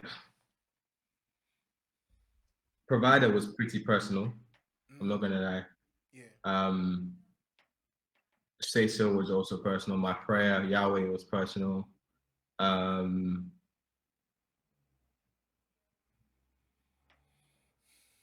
Hold on Me was it was pretty like to my heart, especially the hook when I will never find another love that's so real and kind. Mm, I was going through a season where I actually realized that hold on, everything else can fade away, but I'm actually saved. yeah. Like I'm going to heaven. Mm, That realization for me was such a personal experience, mm, encounter with the Holy Spirit. Where I was like, you know what? Like you've got a hold on me. yeah. So that's me literally saying, nothing can, in Romans, nothing can separate us from God's love. Love. Like Yeah. it's signed, still delivered. And that's where Hold on Me came from. So all the songs have stories, Yeah. but the one that made me go, nah, I'm talking about myself is Provider. Mm, Because I was like, yeah, like, that's powerful. bro, like you come through for me. It's almost prophetic because I believe in you, my Yeah. provider. Yeah. And it's so interesting because what happened? I remember you dropped Gyra, Yeah. which is about God provided, Yeah. and Provider was on my album, and Jill had a song called Provider, which I was featured on. So there was so much music I was doing or listening to at the time Yeah. that I was like, this is all about God's provision. and it took me to a place where I could also draw, because obviously that another thing with music is you get inspired by your yeah, peers, and it's good. Like when I listen to a Limo project, I'm actually not just listening because I'm a fan. I'm listening because there's something here that's going to inspire me, whether it's production, musical yeah. quality, lyrical content, mixing, mastering. There's something in this joint that I'm gonna go and be like, nah, this guy's solid. You know what's Um, funny? I never told you this. I don't think I've ever shared this with you. But the mm, day that I wrote my song, Your Love, yeah. I was on your IG live. You mm, were making the song, and that song had, I don't know what song it is, but it had something vibe. It's a vibe. It had the word vibe in it. yeah, yeah, yeah. No way. It did. It did. It had the word vibe in it, and I came off that IG life and I was inspired. And it's like 1 a.m. Wow, that man. night. I was like, "Oh, it's a vibe. It's a vibe. It's your love." It was No from that way. IG life. It Come on, was, bro. You yeah, already know. Like, and that's the beautiful thing about stuff like this is, like, if we never had this conversation, I would never have known that. yeah, But you also would never have known that listening to Gyra and the way you wrote yeah, inspired how I wrote Provider. And it's okay for that to happen. Remember, for sure. people always say there's enough space in the sky for every star to Yeah, shine. And I'm such a firm believer in that, yeah, 100%. And I can be inspired by you rather than feeling like, envious. Because remember that conversation we were having the other time yeah, about when I told you one of my boys, bro, yeah. told me, bro, I can't lie, I blocked you because you were posting too much success. And the guy literally muted me. That's And I was wild. like, bro, you're telling me this. Like, That's wild. my boy that I thought, and bro, sometimes he'd be commenting and I'm thinking, I bet, guys showing love. And he just opened up one day. He was like, bro, I'm not gonna lie to you. There was a period that he was just posting too much success and I had to mute you because it was affecting me. And I was like, oh man, Yeah, really? It's like that. Interesting. So then I started realizing that, look, I will support the hell out of my friends. yeah, And I love to see people win. Like, mm, because there's not a lot of people who are doing it at such a level where the world looks inwards. yeah, yeah, So the few that are doing it, I'm like, yeah, 100% standing on this guy, and literally like I'm gonna build a house on this person's success because that's family. yeah. And it's just crazy how this thing works, bro. But yeah, love, I'm hugely inspired by you, bro. I mean, you know that, bro, from Bro, day. it's bro, same here. You know for sure too. I think it's just like, I, we probably come from a like a different school of thoughts, because it's like, from every person who is in our space, right? Mm. From the very first moments that I found everyone, and it's like, yo, if your music is this good, I just want to love up. I want to be a friend. I want to support you. And for me, it's like when I see people winning, it excites me. One, because I'm like, yo, I'm genuinely happy that you are winning. Two, Mm. if you are this close to me and you're winning, it also tells me I can win. Yeah, yeah, So it's like, yeah. it's like with everything that happens, it's like, even if when somebody else hits, like, I remember when you first hit 10 million on, I think it was 10 million on Spotify, and you Mm. and you posted it. I was so gassed, because at that point I was like barely at a million. I was so gassed. I Wow. was like, yo, if Kodak can hit 10, then I'm gonna hit 10 too someday. Mm. And I Mhm. was excited. And it's like, even like with your show that just happened, bro, I was so excited, because it's like, before my first London show, I was scared to put out the tickets. Wow. Which was like the first venue, bro. The first venue was 200 capacity. The first venue we picked was 200. It was so funny because, like, initially we were like, it's not a show. Let's just do a showcase. In my mind, I was like, maybe we'll be able to get, if we try, we get 100 people in there. And then we put out the tickets. When we put out the tickets, in less than 24 hours, the link was no longer, it was saying sold out. So because it was Mm. 200, and we thought there was a problem with the link. Mm. Genuinely, genuinely, I thought there was a problem with the link. We had to send an Bro. email to the venue and tell them, well, there's an issue with your link. Because when we got the 200 cap venue, right, we are planning to get like guests, like special guests who were invited who will need to get a ticket, and we would have needed to keep at least like 20 to 30 tickets by the side for that. Mm, So mm, we didn't tell the venue ahead of time to put those tickets aside because we didn't think anything was going to yeah. happen. So when the venue got back to us the next day, they were like, "Oh, the link is fine. The tickets sold out." I was like, "What?" We found ourselves in like a tricky situation because we already invited guests Mm, and now they don't have tickets. And this is the mhm. UK; they are strict with capacity, so we are now forced to like, okay, let's increase the capacity of the venue. Some people around me were like, bro, sold out is a good look. Just leave it. Don't increase it. Just leave it. And like, what's her name? DJ Shoons kept telling me, bro, you can't do this. You can do this. Just put it. And then one day I was Yeah. just like, what's the worst that's gonna happen? If I don't sell out this Mm. venue, does it change anything in my name? At all. I was like, put it out. And in like At less all. than less than 2 weeks, we sold out the 500 capacity.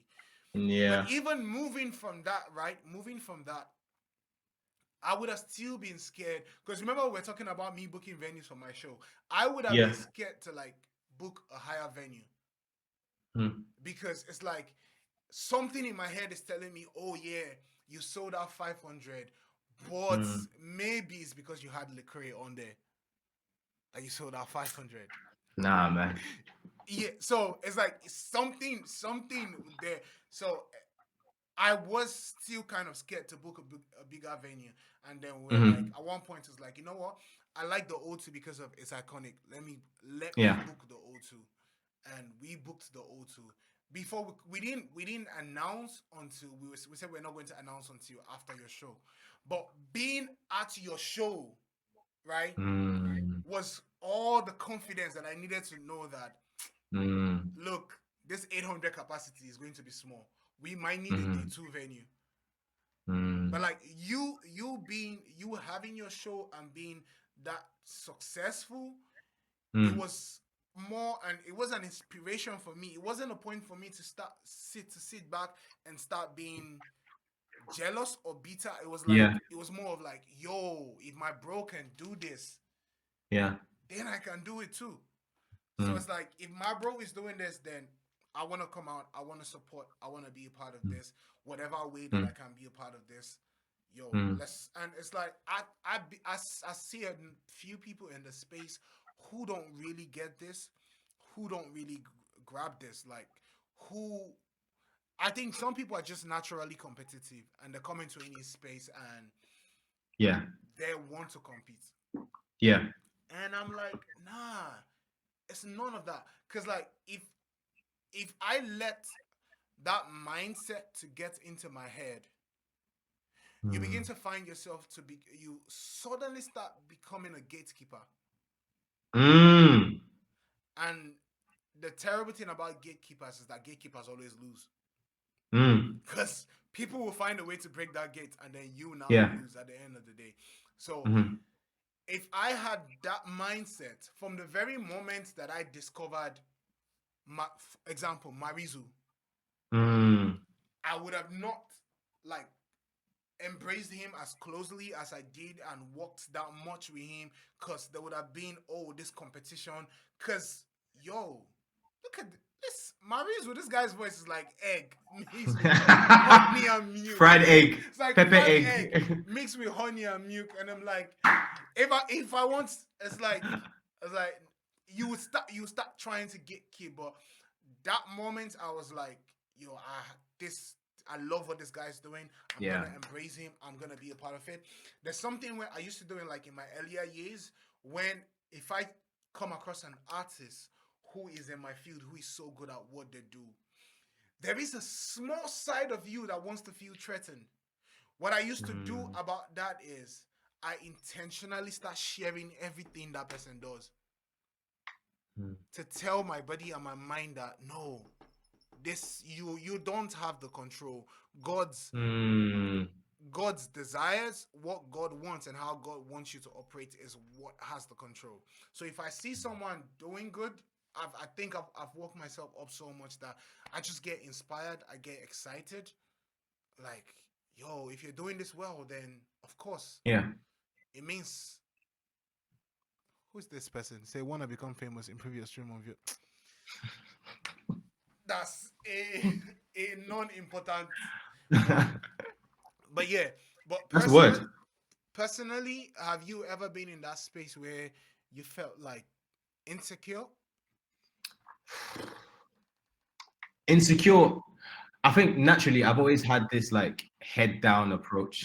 Yeah, Like, you know, when Nigerians say face your front, yeah, like just do what's in front of you. yeah. In the UK, because I haven't really been like, oh, I want to be a UK artist. Mm, I used to have that a lot with American artists who had way more capacity than I did. yeah. So one point here, who's the artist? Not Travis Green. There was a song that blew up at one point in time. Phil Thompson. Phil Yeah. Thompson went hella viral with My Worship. And it wasn't jealousy. It was just like, how did he do it? Mm, You know that how did this person do it? I want to know how this person did it so I can also go viral. And one thing I started doing was praying for people. You know how you said you mm, started sharing people's yeah, posts? yeah, If I ever feel any way like I'm becoming envious of someone, yeah, I pray for them and I pray for their success yeah. so that the next time I see it, I'm like, I prayed for this. Mm, So this person winning is God answering my prayers yeah, because I've mentally and spiritually yeah, attached myself to this person's yeah, win. So yeah. the more they win, the happier I get Mm, because I've attached myself to their victory. yeah, And it's something that I would always recommend. It's hard when you start doing it though. I'm not gonna yeah, lie, yeah. because you're like, oh God, more wins for this person, increase their footprints on this earth, Yeah, like enlarge their dwelling place and their coast, like let them be more successful, blow their minds, like praying all these prayers, yeah, and then they release something, and you're like, yo, that's hard and that's beautiful because God is hearing my cry, mm, and it helps over time to just come to a space where you're like, you know what, there's enough space in the sky for yeah, each star to not just shine, but shine brightly. yeah, And just because I'm looking at the sky and I've got my telescope and I'm looking at one particular star, mm, doesn't mean the other stars are not shining. It yeah, just means that's what I've chosen to focus on. yeah, So if a lot of people are loving on this artist, it's not because I'm bad, it's not mm, because I'm trash, mm, it's because they just love what they're doing. So they yeah, focus on this artist. yeah, There's gonna be a season. I might drop a record tomorrow, and they focus on me. Like they're loving everything I'm doing, um, and that's why if your joy is in Christ, we don't want yeah, to get biblical, but this is the facts. yeah, If your joy is rooted in Christ, no one can threaten that joy because it's rooted in something that's, you can't hold it. It's intangible, and you're gonna be happy for each person's success because the more your joy is rooted yeah, in Christ, the fruit of your salvation will be showing. That's love, joy, peace, yeah, patience, yeah, kindness, gentleness, self-control. yeah, Like you want to see people win. And the more you can do that, bro, and like you said, the stuff about gatekeepers is so real because I'm in a space right now where I would actively see an artist who's just started and I'll call them up. What do you need? What's up? yep, How you getting yep, on? yep, Not even because I want to, sign them or do anything like that. Just because I want to be like, yo, this was tough for me. yeah. So I want to make Let me make sure, your journey easier. bro, I want to make sure you have all the tools in your kit bag Mm, to make sure that this music is easier for you than it was for me because success is mm, sweeter when it's yeah, shared. yeah, So if God has helped me to this point, being an independent artist, and I can't point at people that I've actually helped in mm, some way, I'm a gatekeeper. yeah, Fact. yeah, And it doesn't have to be public. It doesn't have to be like I'm mentoring this person everywhere I go. Shout out to my boy. I raised him, I trained him. It doesn't have to. Those guys is one of my boys. I used He's to my follow boy. me back in the He used day. to Like play guitar in the back of my house.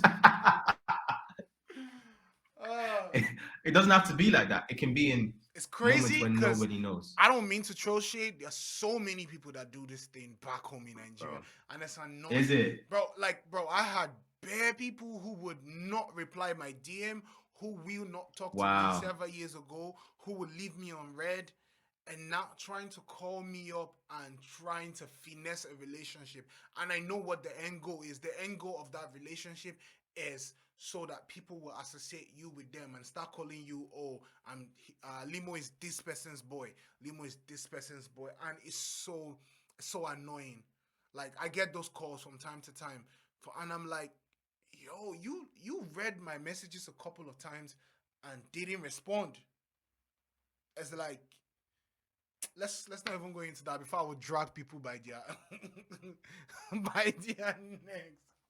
But yeah, but like what you were saying, right? Knowing like what your identity is, because like even where I'm at right now, uh, whenever I'm anywhere and people are just like, oh, he's the he's the face of Afro gospel movement. Da, da, da, da. I'm like, that's not my identity. Somebody's gonna be this face tomorrow. Somebody could Somebody Talk about it. could have the biggest Afro gospel song tomorrow. Somebody could be doing twice or three times more streams that I'm doing today. Somebody could be selling out more venues, bigger venues that I'm selling out today. Would that automatically push me out of my calling or Mm, my calling, my purpose is not the face of this. No, that's not that. I'm not like it's none of that. My calling is I'm a child of God. That's my identity rather is that I'm a child of God. That's what I mm, am. That's what I do. This music is just a tool that God is using. Don't put no mm. titles on me because the problem with titles is wherever you are in your journey, you're not going to be there forever. Facts. Come on. It's insanity. It's like I think a lot of people get into their their thriving years and just believe, oh, I'm gonna be here forever. Nobody really is. Nobody's gonna be At the all. biggest artist in any space forever. New people are gonna come up. So if you make being the biggest artist your identity, the moment new people come on the block or someone pushes you out of that, that means your ministry is not failing. Mm, And that mm, definitely shouldn't be what it is. I wanted mm. to ask, what's your favorite song to perform as we're coming down to the end of this session? Hmm. What's your favorite song to perform? Right now, say that I love you. Nice. Vibe. Okay. Easy, easy, Easy. easy, easy, easy, Okay. easy. Okay. Like nah, doing it over the Yeah. last 6 months has been nothing short of like beautiful. You know when you write a song and you almost didn't put high hopes on the song because it was an interlude, and Yeah. the way people take it, you're just like, man, I could never predict this. So say that I love you, bro. Yeah. Nice. Someone is asking and says, how are you able to handle relationships and friends who want to leverage on your success? Like an OG, for example, asking for a collab and you know they haven't worked much on themselves. My thing is, I might be a bit harsh, but saying no is a very valuable tool in life. 100. I say no a lot. If Mm. me saying no to you affects our relationship, then we would never had a relationship. We never did. That's me. Sam, up to you. I would say the exact same thing. So saying no is something I would tell people. If you're gonna do this music thing, you need to be comfortable with saying no as much as you are saying yes. If anything, you need to say more no's than you say yes If you're because saying you more need to, yeses than nos, you might be in a tricky situation. yeah, you need to definitely um keep the purity and your intentionality with this music and what Yeah, you can't put your name on everything. You shouldn't put your name on everything.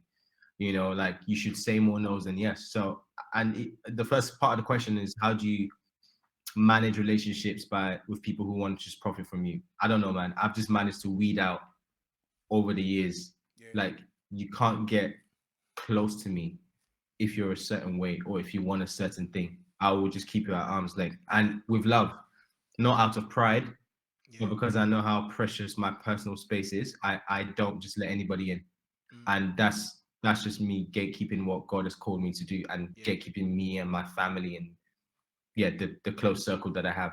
That's just what it is. yeah. How do you pick your collaborations? People you collaborate with? The song has to bang, For sure. bro. If the song bangs, I don't care if this is your first release. I don't Mm, care if this is your 91st. If the song bangs and the song is very well made and I mm, believe in the song, I'll jump on it. I mean, there's some people that automatically get it by that when they hit you up, yeah, you're like, yeah, this is gonna be a good standard. yeah. And those ones is kind of like, yeah, regardless, it's gonna slap. But there's other people that's just, nah, I need to hear it. If I love it, I'll do it. Mm, Um, yeah. cool, cool, cool, cool, cool, cool. Let me pull up some questions Mm. that I have, and while we bring this to a close, uh, maybe some shotgun questions. All right, cool. Yeah. Give me a second. Let me just. No worries. Someone is asking, is a collab with Joe Metal possible? That's for you, code out. Oh yeah, that's big bro, man. That hopefully like that should be done very soon. Yeah, That person has just reminded me actually. It's a cold Joe. That's yeah. gonna No, be a vibe. Joe Metal is he's amazing. Mm-hmm. I met him. I met him last year for the first time. I think. Mm. Yeah, it was good. It was good conversations. Yeah, he's bro. He's one of those people. Yeah, Yeah. you're talking about the whole gatekeeping thing. He's so free Mm. to show love. He Yeah. doesn't gatekeep, and he's Joe Metal.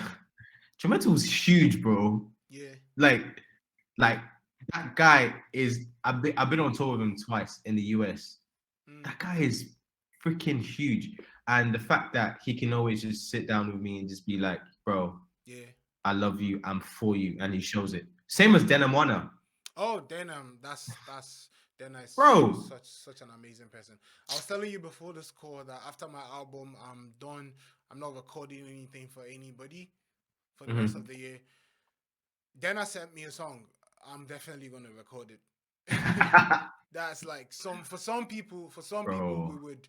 There are a few persons like that I would break facts. any rule, any protocol. I would disobey Mhm. my label. I don't know if they're hearing this right now. For those people, Dena Adaehi, nah, Mm, not mm, playing with those ones. I'm not playing with those mhm. ones. But yeah, good people, good people. Oh, before I jump into this, what was running through your mind at your headline show? They just concluded one. What was running through your mind before, during, and Damn, after? bro. Before, I won't even lie. I wasn't even not like I wasn't gassed. I was so like focused on the show. I was like in work mode. So I Yeah, had like a whole week of rehearsals, lockout 9 to 9. yeah, And I was like, yeah, just get the stuff done, praying, rehearsing until we get tired, till we fall asleep almost. yeah, So that was before. During, there was a moment in the show where I cried because I think for a split second, God was just like, okay, dude, you've been in concert mode for like 2 weeks now. Pause, open your eyes, see mm, what's happening. And in that moment, it broke me because I was like, oh, wow, like this is what yeah, ministry is. It's not just about the preparation, it's about the people. Ministry is people. Like people say, oh, you're a minister of the gospel. yeah, Yeah, because you care about people and you love people and you want to see souls won. I looked in the room and I was like, mm, bro, there's 2,000 people in this room loving Jesus with me. It's not like they mm. came to see That's me, powerful. they Yeah, came to love Jesus with love me. Jesus with you. Yeah, And I was just like, this is amazing. And it broke me. And it was so much like God just lifted a veil. All right, yeah, see what's happening. All yeah. right, cool. Back to concept mode. Back to Let's go. contact mode. Yeah, And it was crazy. And that's why I cried. I was like, okay, God, thank you for showing me this. And then after, I was just like, bro, my emotions were everywhere. I was like, God, you really fulfilled your promise. Because, yeah, bro, I always say this to my friends: if I retire tomorrow, I genuinely feel like London has given me a real sense of I listened to the voice of God, I obeyed, yeah. and He delivered. Mm, So my gratitude is gonna remain forever. If I never do another show again, another concert again, yeah, I genuinely feel, bro, that I'm satisfied with what God has done in my life and what He's used me to do. If I never release another song, yeah, because like you said, bro, we can't. I don't plan to be doing this. like in my 40s. No, Newsflash for people, no. bro. 40s, I'm out. Nah, I'm I'm not even gonna be doing this clean, long as me encroaching my 40s. No, nah. bro. If I'm doing it, it's gonna be in I'll a be doing totally ministry. different Don't get me capacity. wrong. I'll be doing ministry. Exactly. I just wouldn't be out here traveling every 2 weeks Nah, and bro. no, not doing It's not the shows. No, vibes. no. And if you now look at it that way, I'm 28 next month. So I'm I'm already 28 by thinking, October. exactly. I'm already thinking, okay, 10 years from now, I'm 38. I for sure don't want to be like, hey guys, I'm coming to a city near you. Pull up. Tickets available in the link in my bio. Bro, Bro! nah, bro. Nah, man. For the Probably next post a picture with 10, your 10. pot belly and say link in bio. Bro, Nah, for the nah. next 10 years, I'm really trying to. What if I say 10 years? 10 years is like max Yeah, because I know for sure I want to be home with my kids, whether it's like being in definitely. the church, being in ministry, Yeah, pastoring people, yeah, doing worship ministry. That's what I want to be doing for my life. definitely. Yeah, But for now, it's like I know I've got another 5 to 10 years to further this thing. And then, bro, mm, the plan is to take it all, find someone, and just download all the information and be yep, like, here you go. Because, bro, the success in this thing for us, yeah, is if we don't get to do it, mm, the next generation should sell out Wembley, bro. yep, yep. If they don't surpass us, we have failed. Yeah, And that's how we need to start looking at this thing. Like we have a duty, like God places people in positions to further the gospel. The gospel should never die. We should never say, yeah. we shouldn't be proud to say we were the last batch of people that, when we are around, when we're During around, these our things never time, happen. during our time.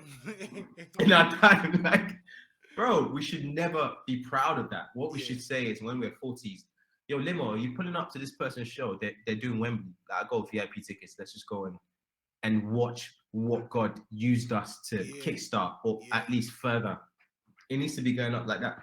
Definitely, So that's where my heart is, man. Yeah. definitely. Someone is asking here, said, how do you stay grounded as a young person in this generation where everyone is being woke, especially where many people prioritize culture over doing it God's way?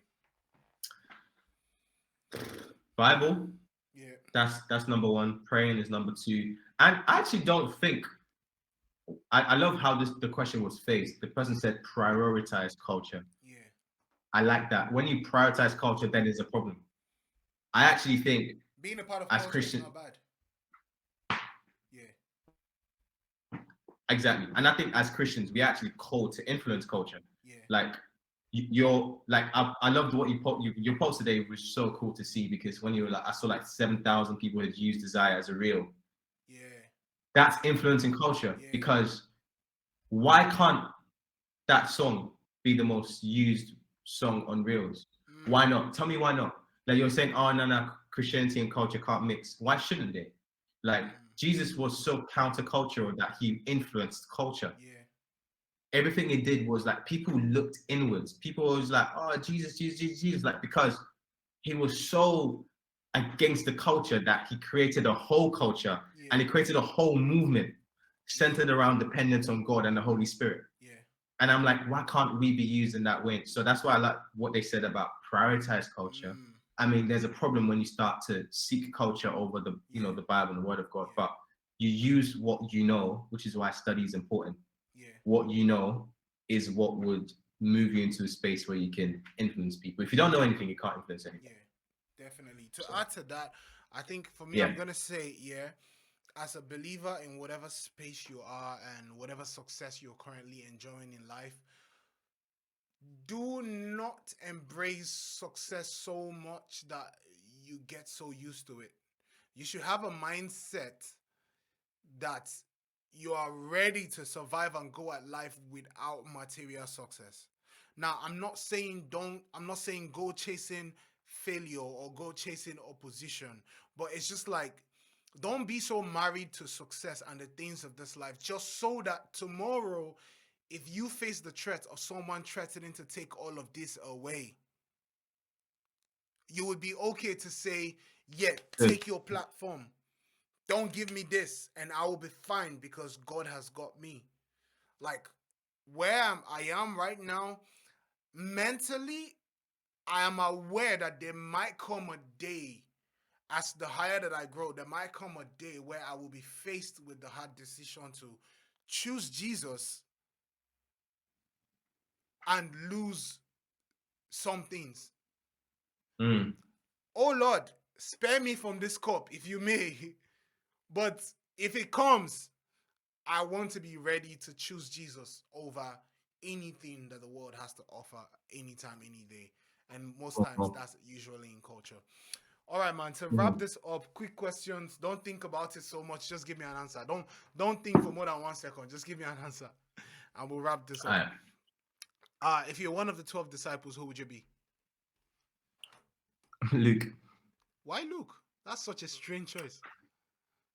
the way he wrote the Gospels was Yeah. so detailed. It Mm, made me feel like he had some like extra information, or maybe he was just so passionate enough. yeah. He just wrote it like, yeah, his account is different from Matthew, Mark, Yeah. and John's. Yeah. Very detailed. Mm. So yeah, Okay. If you had the power of God in a day, like you had God's power in a day, what would you do? eradicate poverty, man, Ooh. Mm. and let everybody be rich. Do you think so? That So might that might lead to his that would be own. chaos. That would lead to chaos. That would lead because the only way that would work is if you eliminate sin. But as long as sin exists, Facts. as long as sin But exists, okay, no, let me change my answer. Let me change my answer. Actually, to be fair, no, you're right, because if I eliminate sin, yeah, then the people who are mega wealthy would actually not be greedy. yeah. So I'll eliminate sin. Thanks, bro. See, that's why you're pastor. This guy. Who is this guy? Cool. If you had an interview with God and could only ask one question right now, what would it be? Honestly, Yeah. why? Bro, you said I shouldn't think too much, but these questions are deep, bro. I'll be like, can I see a glimpse of heaven? Ooh. Can I just see a sneak peek? Ooh. That's actually a powerful one because like Mm. when you see that, ha, My life will change, bro. your life will change completely. Bro, I'll come back. My songs will be different. Completely. Okay. I know you've traveled a lot, but is there any other country that you've never been to that you would love to go to? Like if Accra. someone's gonna buy you a ticket right now and say go pick one place to go to, where would that be? Accra, Ghana. Why? 100%. I've never been. Bro, the love there is just mad. I remember you went. Oh yeah, Was it I before went pandemic? 20. No, I went 20. Did I go from the UK? I went from the UK, so it was 2021. Yeah. Wow. So you went 2021. I've been dying to go there, and I think we're gonna do it this year. But It was right now, crazy. Yeah. is it dope? It was the energy was out of this world. The only two places that may have had any energy as close to that was Uganda and bro, the energy in Amsterdam is wild. I don't know what they be on in Amsterdam. Yeah. I don't know what they eat, bro. I don't know what they be on. It's wild. It is wild. I love it. Yeah. Okay. If you were going to have one meal for the rest of your life, what would it be? Beans and plantain, now. Come on, bro. Egusi soup Come on, and bro. pounded yam for me. But yeah. Egusi and pounded jam. Egusi soup and pounded yam. Yeah. Definitely. Simple this or that questions. Basketball or football? Has to be football. Football. Okay. Instagram or Twitter? Instagram. Okay. Just. Instagram or TikTok? Instagram. TikTok or Twitter? Twitter. You really hate TikTok. Okay. I didn't want to touch on some things today, but Netflix dates or cinema dates? Cinema, because bro, the things that Let's not even go there. Let's just move on. bro, the just shall live by faith, bro. That's what Not, I'm saying. not me playing dangerous games. uh okay. Bro. If there was a movie made from a book, would you rather read the book or watch the movie? Watch the movie. Clean. Oh, nobody has time. Guy, I want to read book for Uh, like 2 hours where you can give me half yeah, an hour series or something. I'm telling you. Hard copy of your Bible or your virtual Bible, which? Hard copy. Right now it's hard copy. I purchased a Bible that has Yeah. actually pushed me to read it. You feel me? So Oh, yeah, okay. Dope, dope, dope. Okay, would you rather questions? Would you rather have been at the Red Sea? Would you rather have seen the Red Sea being parted or see Jesus walking on water? yeah. Red Sea being parted or see Jesus walking on water? One, which of them would you rather have seen? I would actually rather see the Red Sea being parted. Hmm. Bro, it's that question is so whether it's prophetic, I don't know. The other day, Yeah. if I show you my search history, you see me type in Red Sea because I wanted to see what it would have felt like. Because I saw this thing on Instagram, like Mm-hmm. virtual selfies, if they existed in those Yeah. times. And one of it was Moses leading children Israelites. And I was like, bro, how scary would that have been for people to literally see Walk in. water? Do you know how high that would? Bro, Do you know how high that water would have bro, been? That's like the height of like four to six houses. That's the height. easily. Because it's And even you're telling me possible to you might walk not in see the between. top of it. Because it's like it's a sea. The depth is Yeah. insane. And then you had to walk through. Nah. That was Bro, and wild. you're telling me that God, who as an Yeah. Israelite at the time, it was a bit hit and miss, and you're telling me this God to keep this thing as we move through this Mm. thing. That would have been such a show Yeah. of God's power that it would have made me believe. But Jesus walking on water, I would have been like, that's It's nice, but you're Jesus. Jesus. It's Jesus. I'm not that Yeah, that's what I'm shocked. saying. It's Jesus, man. Come on, man. Yeah. Okay. Would you rather know what type of fruit Adam and Eve ate or know what Jesus wrote in the sand when people wanted to Um, stone the lady who committed adultery? I want rather know what Jesus wrote in the sand. I think that I thing think would I give heard a me a word for sermon. a whole I year. heard a sermon one time when the pastor was trying to plot graphs as to what Jesus wrote on the sand, but I've forgotten what it was. I've forgotten what it was. Okay. Would you Yeah. rather have dinner with Moses or dinner with Paul? Paul. Easy, man. I feel like Paul. Moses. Why? I feel like Paul would have been this annoying uncle who is serious all the time. He'll be so serious all the time. But yeah. Paul, Yeah, definitely. Paul. Easy, man. Okay. Would you rather have the strength of Samson or the wisdom of Solomon? Wisdom of Solomon. That one is easy. Yeah, yeah. Uh, no, Hmm. no. Let me leave this ones. Great. I think we could stop here, bro. Man, Yeah, this man. this has really been an insightful conversation. I'm really glad that you were able to show up today and make this happen, man. I Come really on, enjoyed man. this session. Thank you for being a Anytime, my blessing. guy. But definitely, this was so great, bro. I really appreciate you. Mm, I always like to give you your flowers, bro. You know, you're thank one you. of the people that really inspire me from the very first time that I found your music, and you just being a friend and a brother is also something that I Mm, appreciate, and I don't take for granted, bro. Thank you so much for everything you do for our all community day. and for everything, bro. Bro, big love, man. Thank you so much. Yeah, Thank thanks, you. my guy. I'm humbled. Yeah. Let me leave you late so you can go talk to some special persons without. Yeah, this guy. All right, bro. Talk to you some other time, man. Love. Big love, Yeah. yeah. Take To care. everybody who tuned in, thank you so much for tuning in. I'm just gonna play some music for now while we sign out. And I do this every week. Follow me on Twitch, subscribe if you can. But I have people come here every week and we talk about music, fake culture. I also do a music review show and all of that. So just follow me on Twitch, turn on the notifications, and let's hang. All right, guys. God bless you. Have an amazing night. Thank you.